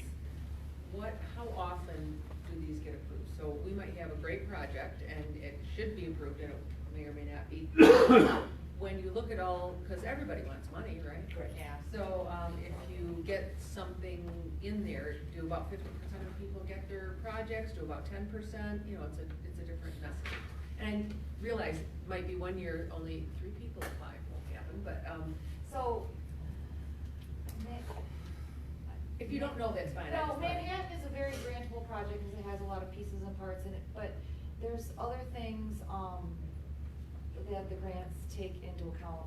I know, I'm just, all I'm asking for is, do you have any idea what kind of percentage of, like I say, do 100 people apply each year? Do 500 cities apply each They're year? up 150 is what Fred said, ish, and, 150. I'm gonna say 30 to 50 maybe. I would agree with Probably you, get it. That's about- 30%-ish, give or take, depending on the dollar amount allotted that year. Okay, thank you. One other question, Tiffany, can you share a little bit more about how you determined the priority list for the capital projects? Was that just from survey results? Was that from input at these 2 meetings? Was it from what the Parks and Rec Commission had to say, combination of all that? Like, what was the process for figuring out what was All of that. high, medium, You just low? listed them all. Okay, Um, well, that's yeah. good. Good job. Yeah, but to clarify though, it's not like we are setting this in stone by No. voting on this, right? I think No. that might be part of it. Oh, So no. this is a first swipe off of input from all of that, but in the end, it's gonna come down to what opportunity we have in front of us. And there are specific grants for one of these ideas, or you know what? There's a couple of things on here that are extremely cost effective for us just to take on and do ourselves, right? It's a visionary guide for you guys to utilize, and quite honestly, we'll give you a priority listing based on what we felt came out as high priorities in all of our discussions. But let's say there was some funding that became available for a particular project, that will move that probably right to the top. So there are other factors that may impact which projects get completed or don't get. I was trying to understand whether it went beyond just the survey, and I'm glad that it did, because I mean, if you look just at the survey, you might say, well, that doesn't quite line up with what the survey results were, and I understand the survey is kind of one piece of input, not the only piece of input that goes into kind of weighing where do the priorities seem to be. Right, along with all the comments and the public input sessions. And also you have to take into account Tiffany's expertise in working with all of these communities and what are very popular aspects of park amenities within each community in the area, as well as your own Parks and Recreation Department who communicates with the public on a regular basis.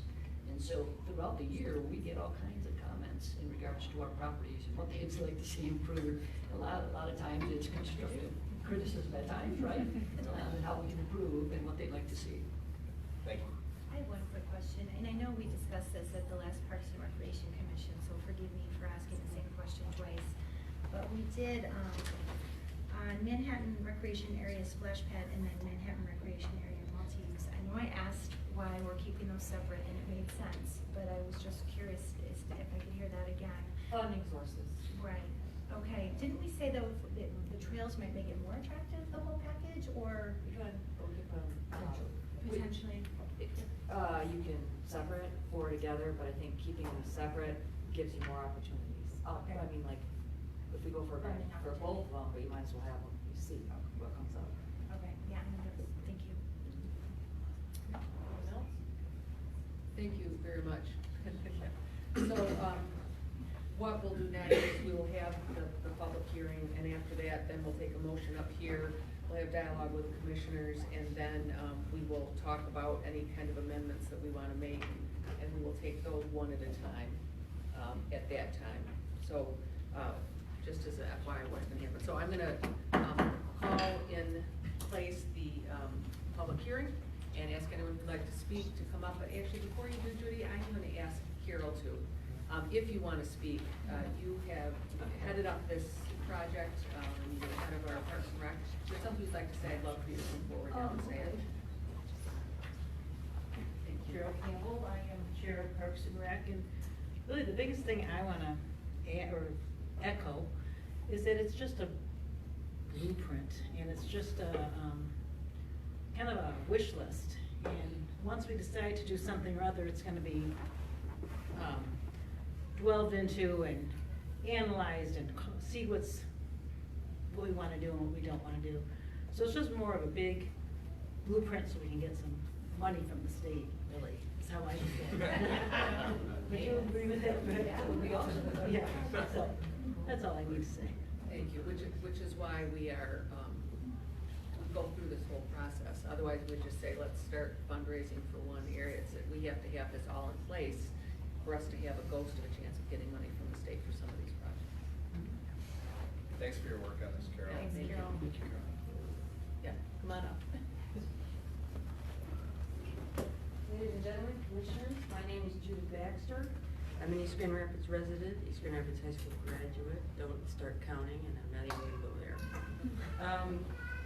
I am here to, and I'm also a 17-year member of the East Grand Rapids Parks and Recreation Commission, a job that I enjoyed very, very much, and allowed me to work with Fred and the developer and her father on the 2012 and 2007 master plans. So I have some historical feedback for the commission on this. I was also attending the 2 group meetings for the Park and Recreation Commission. I was not there when the Park and Recreation Commission was voting on this master plan. And I'd like to make some points here and I also sent an email, and I understand that Mr. Bunn sent it to everybody. Yep. So I would like to make some comments.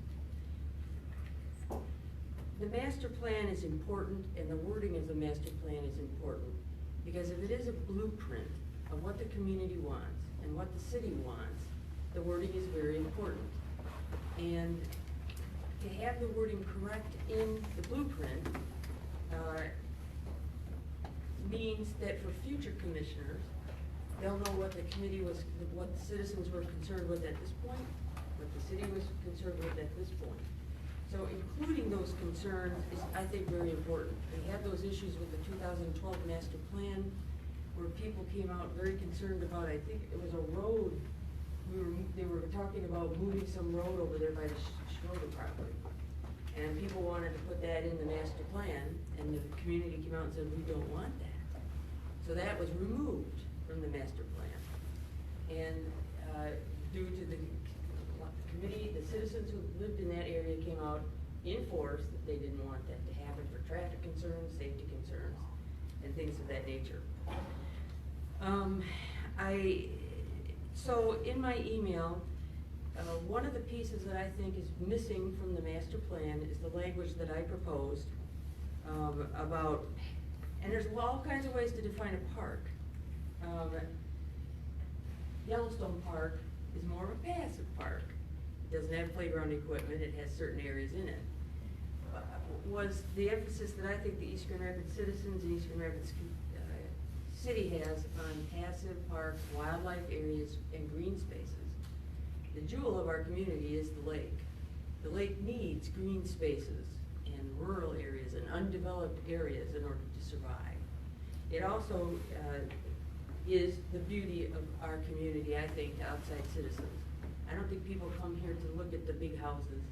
I think people come and look at the natural beauty, the foliage, the green space, as well as all the other amenities that East Grand Rapids offers. So I think it's important. So in my proposal, I asked for the following language. And I can refer to my phone, I'm learning how to do this. Under, let's see. I think it was in the section titled Preserve and Protect the City's Natural Resources and Habitat, states under objectives, future development projects should be designed mindful of wildlife habitats within the city. And I am making the following suggestion to strengthen that language, because mindful of means you can develop over it. And in natural habitats and wildlife habitats can't be developed over or too close to where it won't be wildlife habitats anymore. If we had a boardwalk that went up into the nesting areas of certain ducks where people walk their dogs and everything, ducks will be gone. So I wanted to add one sentence, and while I've been here listening to the rest of the meeting, I'm even willing to amend my sentence. I would like to add this sentence. It is a priority of the citizens of East Grand Rapids and the city that currently existing natural green space and wildlife habitat and surrounding areas within the city remain undeveloped and undisturbed. Any and all development projects should be designed mindful of protecting wildlife habitats and natural areas within the city. I would like to delete the any and all development projects language that I sent out in my email. And this is a priority, this is part of the wish list, but it does establish a concern that the city of East Grand Rapids and the city have for the natural green spaces we have in the city. Holden Pile Woods was donated for the city, and I helped build that trail when I was in high school. I think I still have poison ivy scars from it in our biology class. And the Schroeder property to be natural, to be as it was before it was developed. And that alone, along with the other aspects of our community and our education, shows that the East Grand Rapids City and the East Grand Rapids community have a priority for natural green space and wildlife habitat. And that was not mentioned in the master plan at all. So, I'm asking that language, one sentence, be included in the master plan. It doesn't affect the master plan. It doesn't affect laws and ordinances already in place, state and federal requirements for development.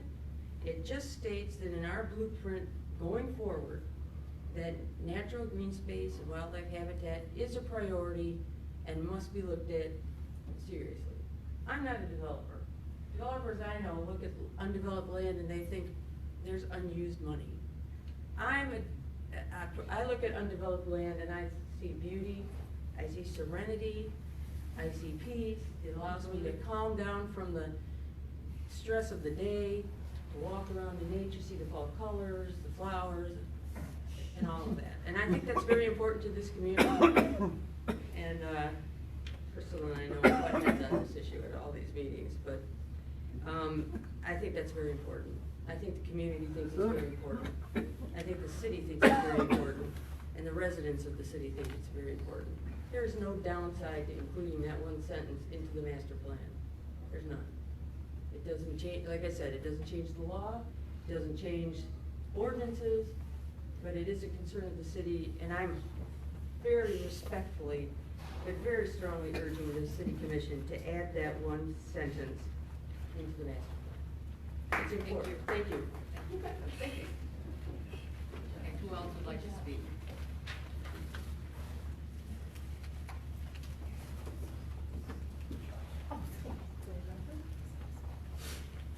Hello, Chris Muller from 1950 Robinson Road. I'm primarily an outdoor advocate, especially for kids. I myself mountain bike, but have kids on the cross-country team, and I think the process that Fred and the Parks and Rec Commission went through was very collaborative and brought out a lot of great ideas. And one of the amazing things is the activation of those amazing outdoor spaces, and I think you have a really good potential for a balance between having kids experience what we have in our backyards, not disturbing it to a point where it would be deemed development, but the multi-use trails in particular at Manhattan would be a great opportunity for bikes, kids, and bringing, and there's a correlation I think is bringing folks from outside of the region into Gaslight, for instance, after they recreate in our great spaces. So very supportive of it.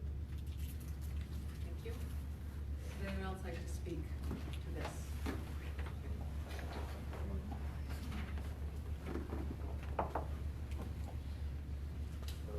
Jim Trout, live on Edgemere Drive, and I really enjoy the parks. We've lived here for 10 years, and just really proud to run around Reed's Lake and explore these new gifts that the city has been receiving, and Manhattan Park in particular. My kids are a little bit older now, but in the past they were too young to navigate those tricky trails. And just with all the talk about renovating the park in general, it's really exciting for me. So I think that renovating or keeping those areas natural but yet accessible for kids in the future will really make a difference for our city. Thank you.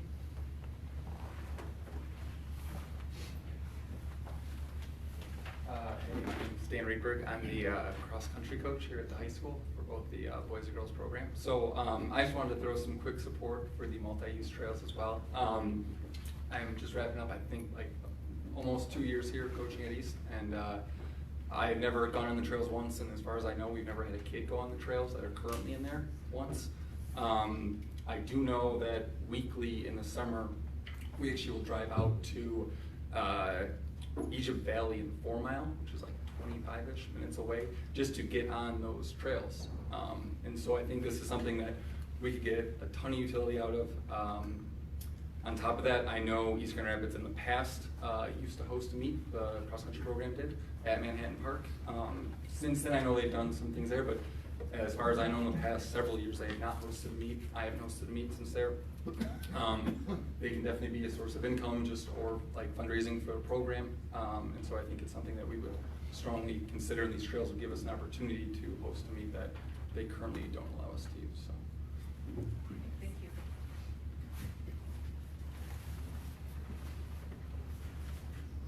Hi, I'm Sue Harvey Brown, and I reside at 2657 Hampshire Boulevard. I've been a resident of East Grand Rapids for about 23 years, and one of the reasons I love living here is the school system and the fact that we're a walking community.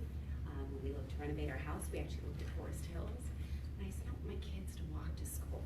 And can you just imagine the fact that we can be a walking community with a true trail system that's right within walking and biking distance of your home? I mean, how incredible would that be? And I've run into your team at Canonsburg, and I think I introduced myself to you or another one, and it just warmed my heart to see kids on trails, because trails is my happy place. And I think that the more accessible your trails, the younger you get kids out there, the more you're gonna have healthier, happier kids, and you're gonna develop outdoor advocates for the future. And I drive twice a week, 15 to 30 minutes away, to get out on the trails. And I would love to be able to have an alternative to running around Reed's Lake for all our residents. Just a few other things. You know, there's a lot, you know, there's concern of maintenance. The Western Michigan mountain biking community has an incredible network of volunteers, and I can attest to going on trail pages to look at, you know, when trees are down or things like that. So maintenance would not be an issue for your crew. I know they're taxed as it is, and a lot of those volunteers are right here in our community. The other thing, post-run recreation and libations, post-run libations, we would keep that in East Grand Rapids. So a lot of times participants would be able to patronize our businesses here afterwards rather than driving 15, 30 minutes out and going to a bar or restaurant or spot in Ada or Canonsburg. So that's just another benefit there. And just, you know, I really appreciate the foresight that the team has to look at, you know, what our community has to offer. East Grand Rapids, I mean, I've had to look at different places to live, and the cost of living, the quality of life we have here, the school system, and the recreation potential is just amazing, and I hope that the City Commission does improve this plan. Thank you. Anyone else have anything to say? I'm tired. Okay. Jennifer Clary, 337 Manhattan Road. I forgot to do that last time I spoke. So I grew up on Manhattan Road in a house backing right up to the park. So we've had people in my family there for over 49 years, 50 years. And I want to just begin by saying how much I appreciate all the hard work that all of you do in the Parks and Rec too, because I would not be in your seats. Tonight, and it might be a blueprint, you know, this Parks and Rec plan, but for the neighbors that are here, many who have been sitting here for a while, some who were my neighbors 45 years ago, it's more than that for them. So I'm here representing them. I'm here to share some thoughts about the part of the plan that discusses the $1.6 million of changes slotted for Manhattan Park. I'm assuming that you have read the letters that were submitted and will be addressing some of those issues later on. So before this plan is passed, I believe it's important to remember the crusaders of the past, some of who are sitting here tonight, who fought to keep Manhattan Park the natural area it is today. When Manhattan School was closed and demolished, neighbors worked tirelessly to keep that area undeveloped. Condos every couple of years were being proposed to be built there, and other large-scale developments, and they fought year after year to keep it the area that it is. I'm also here tonight to represent the voices of current neighbors who live on Manhattan Road and others who live in close proximity to the park, 16 households who have signed their names in support of preserving the current natural and wooded areas at Manhattan Park and keeping, maintaining, and improving the current facilities. So I did this last time when I met with you guys. I walked the neighborhood and I thought, what do the neighbors really think? And what I found was that none of the neighbors I spoke with knew about the plan or the survey or the meetings in the summer. But that doesn't mean that they weren't interested and that they're not concerned, because they really are. They're worried about the obtrusive nature of splash pads and another bathroom facility. Older neighbors, one of whom is 80, who walks quite frequently, was questioning how she can safely use a multi-use trail. They're concerned about an increase in traffic, which is a big problem every day. And there's much, much more that I just am not gonna get into tonight. So we are the people who use the park every day. After hours, after the soccer games are done on Saturday, after the mountain bikers will have gone home, we're the ones who pick up the extra trash. My husband blows off the leaves on the tennis courts. We walk the paths, we clear the tree branches that have fallen after the storms, and we do so willingly because we're able to enjoy the beautiful landscape and the natural setting. So kids don't need a destination playground to be happy. Let's redo the playground at a similar size, make it nice and accessible for everyone. Kids don't need a splash pad, let alone 3 splash pads, to be happy. There are splash pads all over Grand Rapids. One is less than 3 miles from Manhattan Park. What do kids need more of? Natural, undeveloped green spaces in which they can frolic and explore. So redo the trails as they once were and maintain them once they're there. The city of Grand Rapids has this figured out as they have committed through their Parks and Rec updated plan to building natural playscapes and connecting environmental education to their parks. Money being matched by the Mountain Biking Association is tempting and really exciting. So if that's the direction the commission will go with that part of the plan, please make some of the trails pedestrian only. I try to stay positive and optimistic. I really do believe in the power of community and compromise. But I'll be honest, when I see promises being made for those running for city government to, quote, modernize Manhattan Park and update the park with a splash pad, I'm just not sure that the voices of that community around that park will really be heard. And I found some irony in closing when I received my EGR program guide for winter, which I'm sure most of you did, with this amazing view taken of the rainbow sunrise over Manhattan Park. And it's undeveloped natural Manhattan Park. So I'm really hoping that you'll keep it that way. Thank you. Thank you. If anyone else would like to speak to this agenda item? Hi, Judy Carroll, 695 Manhattan, with my wife, Kathy. We've lived there for over 40 years, and we enjoy the area tremendously. We have noticed a increase in traffic lately as traffic on the Beltline increases. They use Reeds Lake Boulevard in Manhattan as a bypass, so that's a safety concern. We enjoyed the boardwalk, and so when we put in these improvements, a lot of it comes down to maintenance. There's some big gopher holes just off that boardwalk. If anybody stepped in there, they're gonna break a leg. Could happen to a kid if he rides his bike over one. I don't know. I don't know what the maintenance plan is for the boardwalk, but my concern would be for the splash pad. Kids gonna run? Yes. Is there a liability? Yes. What are we gonna do with the water, and how much water is that gonna use? Are we gonna treat the water before we pass it down to the lake or wherever it goes, sanitary sewer? So my concern is, the long-term maintenance, what's that gonna cost? Yeah, we can get money now, but the taxpayers are gonna be left taking care of it in the long run. And we enjoy it pretty much as it is. So now we're looking to build it, and they will come. That's what we're afraid of. Here, Manhattan Parks is the #1 attraction. That's kind of scary. Because, as I say, we love it the way it is. We would like to keep it as natural as possible. That's what we love about East. People are very involved in their community, but we're wondering, well, who really is going to come? We're right at the fringe perimeter of East, so are people going to drive over there just to use a splash pad? Jennifer brought up some great facts. There's another one 3 miles away. I mean, who are we building it for?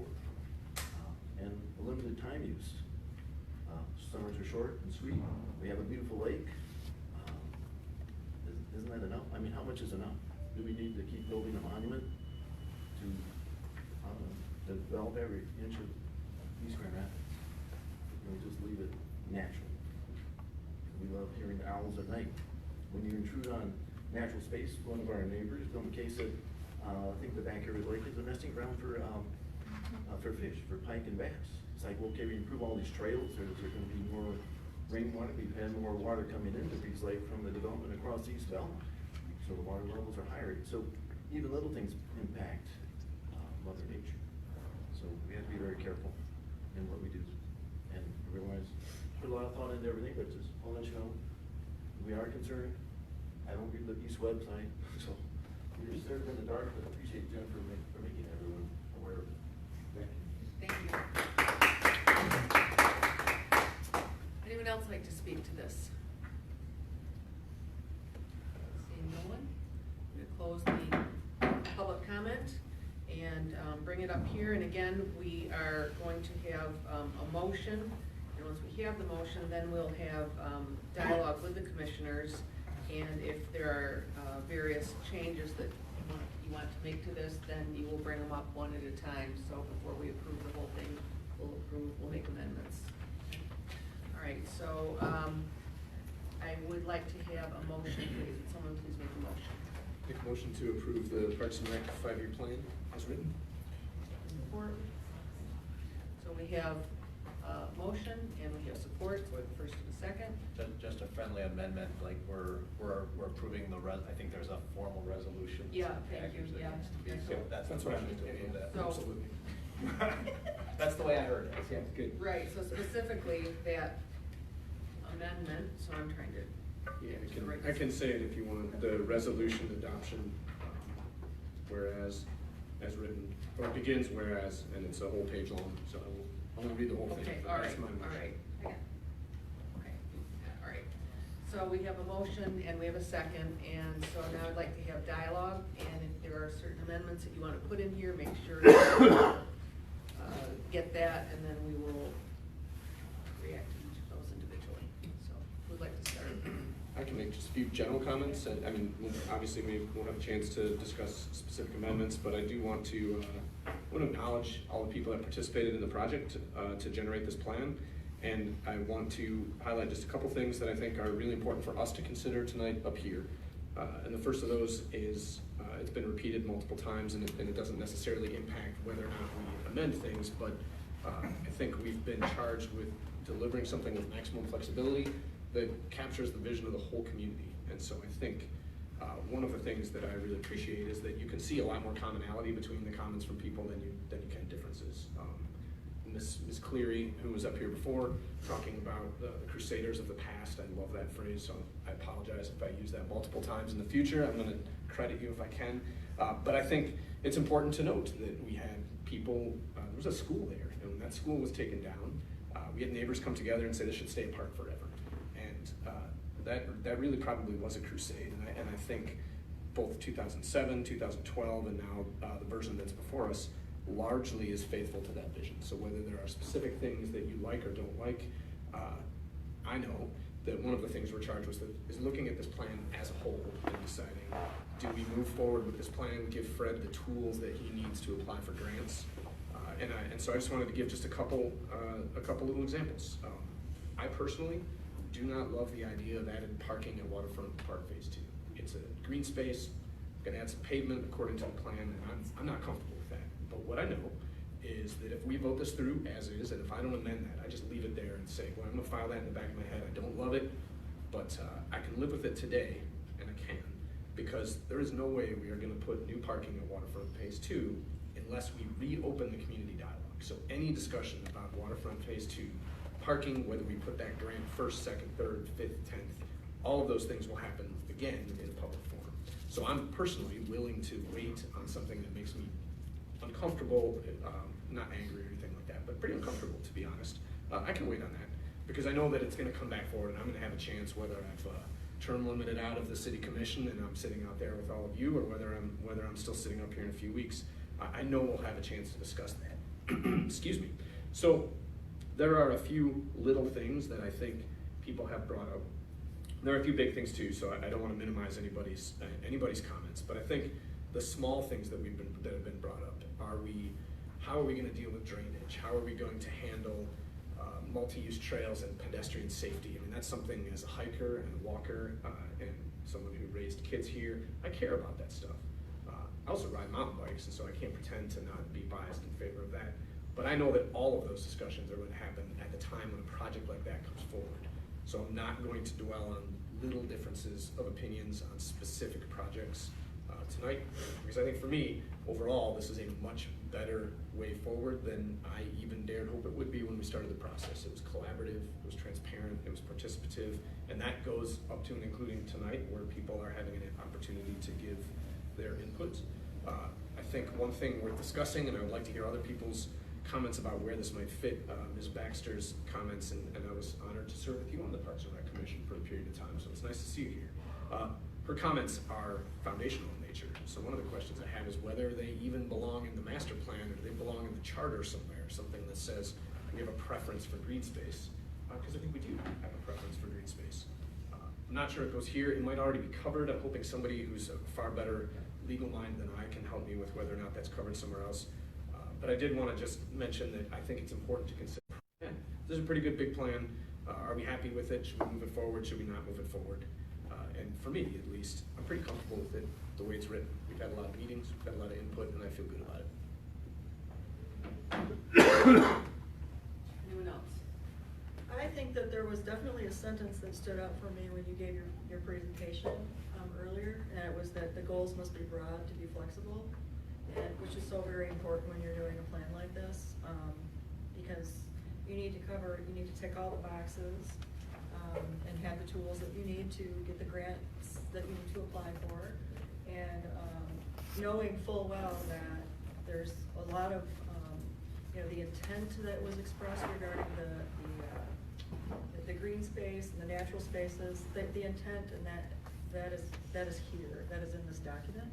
And I think that when the time comes that the projects will start to kind of bubble up and we know what the funds will pay for, that's the point at which we will be going through those layers of scrutiny and public input, and everyone will be able to critique and speak their piece, and that process will happen just like it does with everything, even with the city master plan. So for me, I feel like this covers all the boxes. It has a lot of that good, broad language in it that will help with flexibility when projects do come forward. And I think that it's a good document because I know that there were a lot of public input sessions. We had a lot of, and the survey was very, very good and thorough. And I just feel very good about the way that it turned out. And I feel proud of this community for participating in this process. That's what made it what it is. I'm happy with it. Thank you. Sure. Yeah, I'm sure we'll finish this side of the room.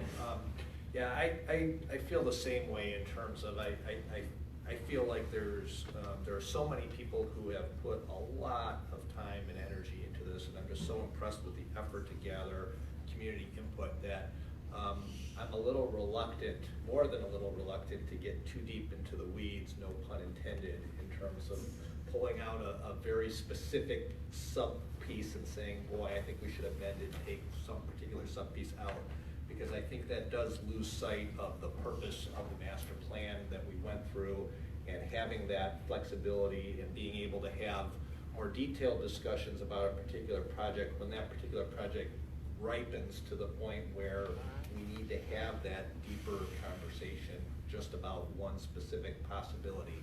And so I think we have an opportunity to do that in the future with regards to any one of a dozen different possible projects that were listed, and maybe even some other ones that aren't even listed that we don't even know about in the future. And so I'm very comfortable with the general kind of approach to it. I agree with Commissioner Miller. There was the one comment from Ms. Baxter that I think is more foundational about whether or not we should include some additional language with regards to prioritizing leaving natural green space and wildlife habitat undeveloped and undisturbed. And I understand that perspective. I definitely appreciate and understand that perspective. There's obviously a tension between, do you keep the green space that we have completely as is? Do you do some, what some people would describe as very modest development to put in some trails and things that still largely preserve that habitat? Or do you do something that is broader in scale that might be, putting some asphalt in a parking lot in an area that is currently not set up that way? And so there's a whole range of perspectives that would be applied to any particular project. And I think what I like about the current language in the plan is that I think it allows for the flexibility of that discussion on a case-by-case basis in the future when it comes to any particular piece of property in any particular project. We have language in the plan and the goals as is right now. It's on page 7.3 that states that future development projects should be designed mindful of wildlife habitats within the city, should protect the environment for future generations, and should protect and enhance wetlands to maintain water quality and as a habitat resource. So personally, I'm comfortable with that language signaling those are priorities for us.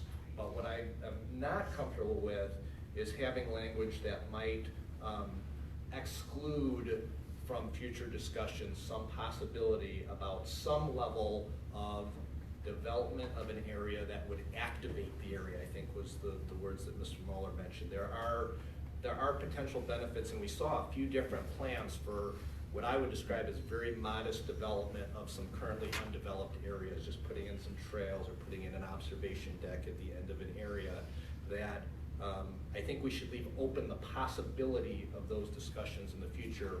And I'm a little bit worried that if we amend to add this language that says that we're going to leave these areas undeveloped and undisturbed, that we're closing conversations that we should leave open for the future in specific context. So I'm comfortable with the language. Thank you. I think that Commissioner Waltz really did a good job explaining a lot of my thoughts too on activating versus developing. And I think, once again, let's be clear, we're not proposing to go and build out massive parking lots and buildings on Manhattan Park. I think that there's ideas that we're putting out here. I'm a very active user of Manhattan Park, and I really enjoy bringing my 5-year-old son through all the natural spaces and being able to walk through the trails as is. But I'm also that guy who had to carry his 5-year-old from one parking lot all the way to the other end of the park to get into the bathroom very quickly too. So there's a delicate balance between how do we really have a broad range of everybody being able to utilize the parks as well. So I definitely think that a majority of the comments here, or I'd say almost all the comments here, say we're on the right track. I think the devil's in the details for a lot of people as well. When we come back to the language, and thank you again, Commissioner Walters, for highlighting on page 7.3, but I think also throughout this, even example on 7.2, when we talk about optimizing the community-wide opportunities, we want all improvements to be very sensitive to the existing environment. So there's a lot of things that, once again, we don't know about. We don't know what opportunities are coming up. At the end of our last meeting, in fact, we had voted to allow the city manager to engage in some negotiations on some particular property right in that area as well, for the sole purpose of preservation, for the sole purpose of keeping things natural. So when we look at one space, sometimes there's a very good complement that we can do with another to make sure that we really have the best use for everything. So very thankful to Fred, your staff, your team, the Parks and Recs Commission, all those who serve on that, the collaborative process, the transparency. Did we get to everybody? Tragically, no. We wish we could. We wish we had this perfect tool that would notify every resident of everything they want to know about it exactly at the right time. And unfortunately, there is no perfect way. I know that's something I've had a lot of conversations with staff about a lot of different issues. And when you see the list of all the ways we've notified people, I can't think of another way to even try. So other than all of us stopping our full-time jobs and just knocking on doors every week. So it's I think that the bottom line coming back to this is let's all stay focused on keeping our community safe, keeping it walkable, keeping good collaboration happening between the city staff, with businesses, with the school system. our primary role here at the City Commission is safe and walkable. So certainly there's a lot of aspects of what we're talking about here, but we've got to keep some flexibility in. We don't know what ideas are coming up down the road. There is no action being taken on the plan other than making sure we have the opportunity to talk about every one of these ideas again. And that is extremely important, and I look forward to seeing what's coming in the years to come as I end up in some of your seats there with not just a 5-year-old, but maybe a much older kid that I don't have to carry to the bathroom. Okay, anyone else on this end? I just feel like, to Tiffany's point, this is just a guideline, and it could end up being completely different. Because I didn't really see that much difference between the previous master plan and this current master plan, and yet, we haven't seen that much drastic change. So it really depends on funding opportunities, and then again, those discussions. I know that the Parks and Rec department tried to include everybody, and there were multiple attempts to tell people about their survey and engage with those public hearings.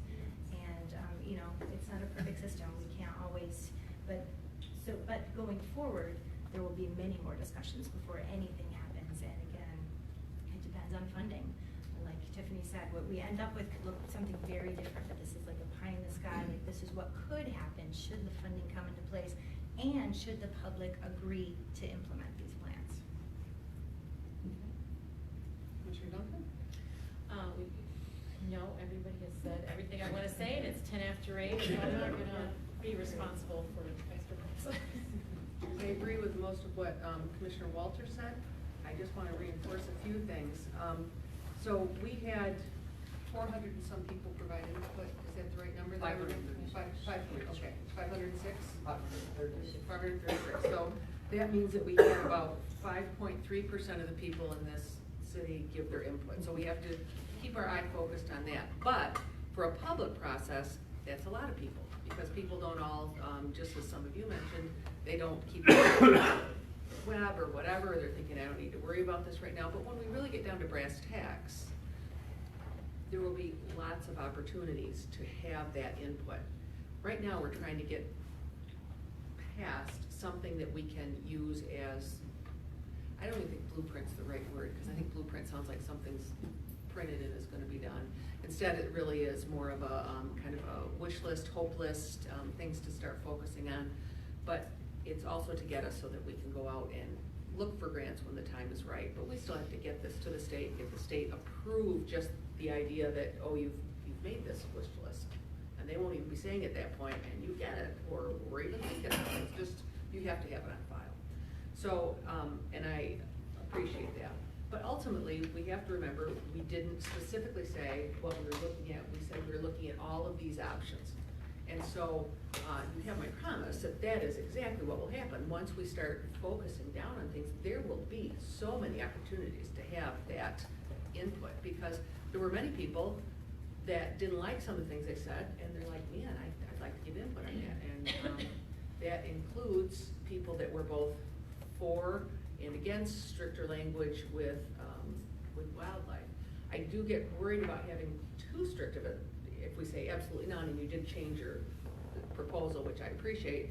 But ultimately, if we're going to change something, we will have that discussion as a community, and we'll say, whatever it is, and you'd have an opportunity to come forward and say, this will be effective, or that will be effective. So this, again, it's good work for a good starting place, but it doesn't mean that any of this necessarily will happen.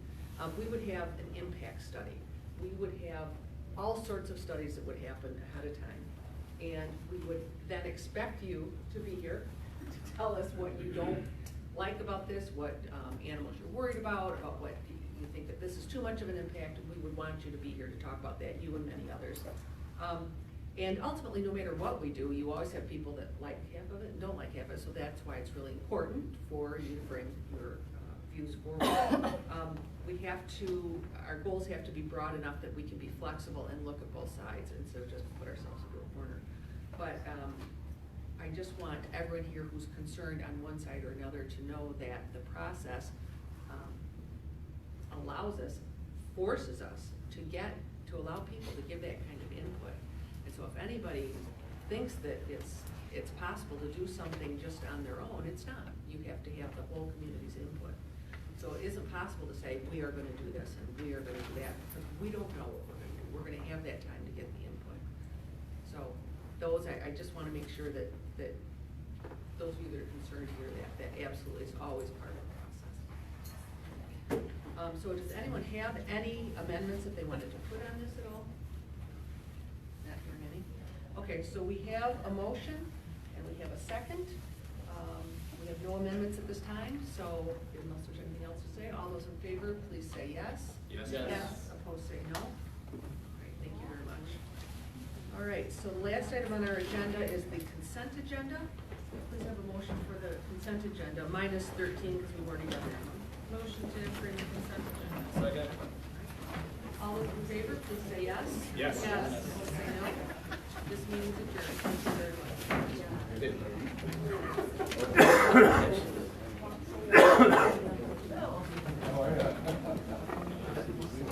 Yeah,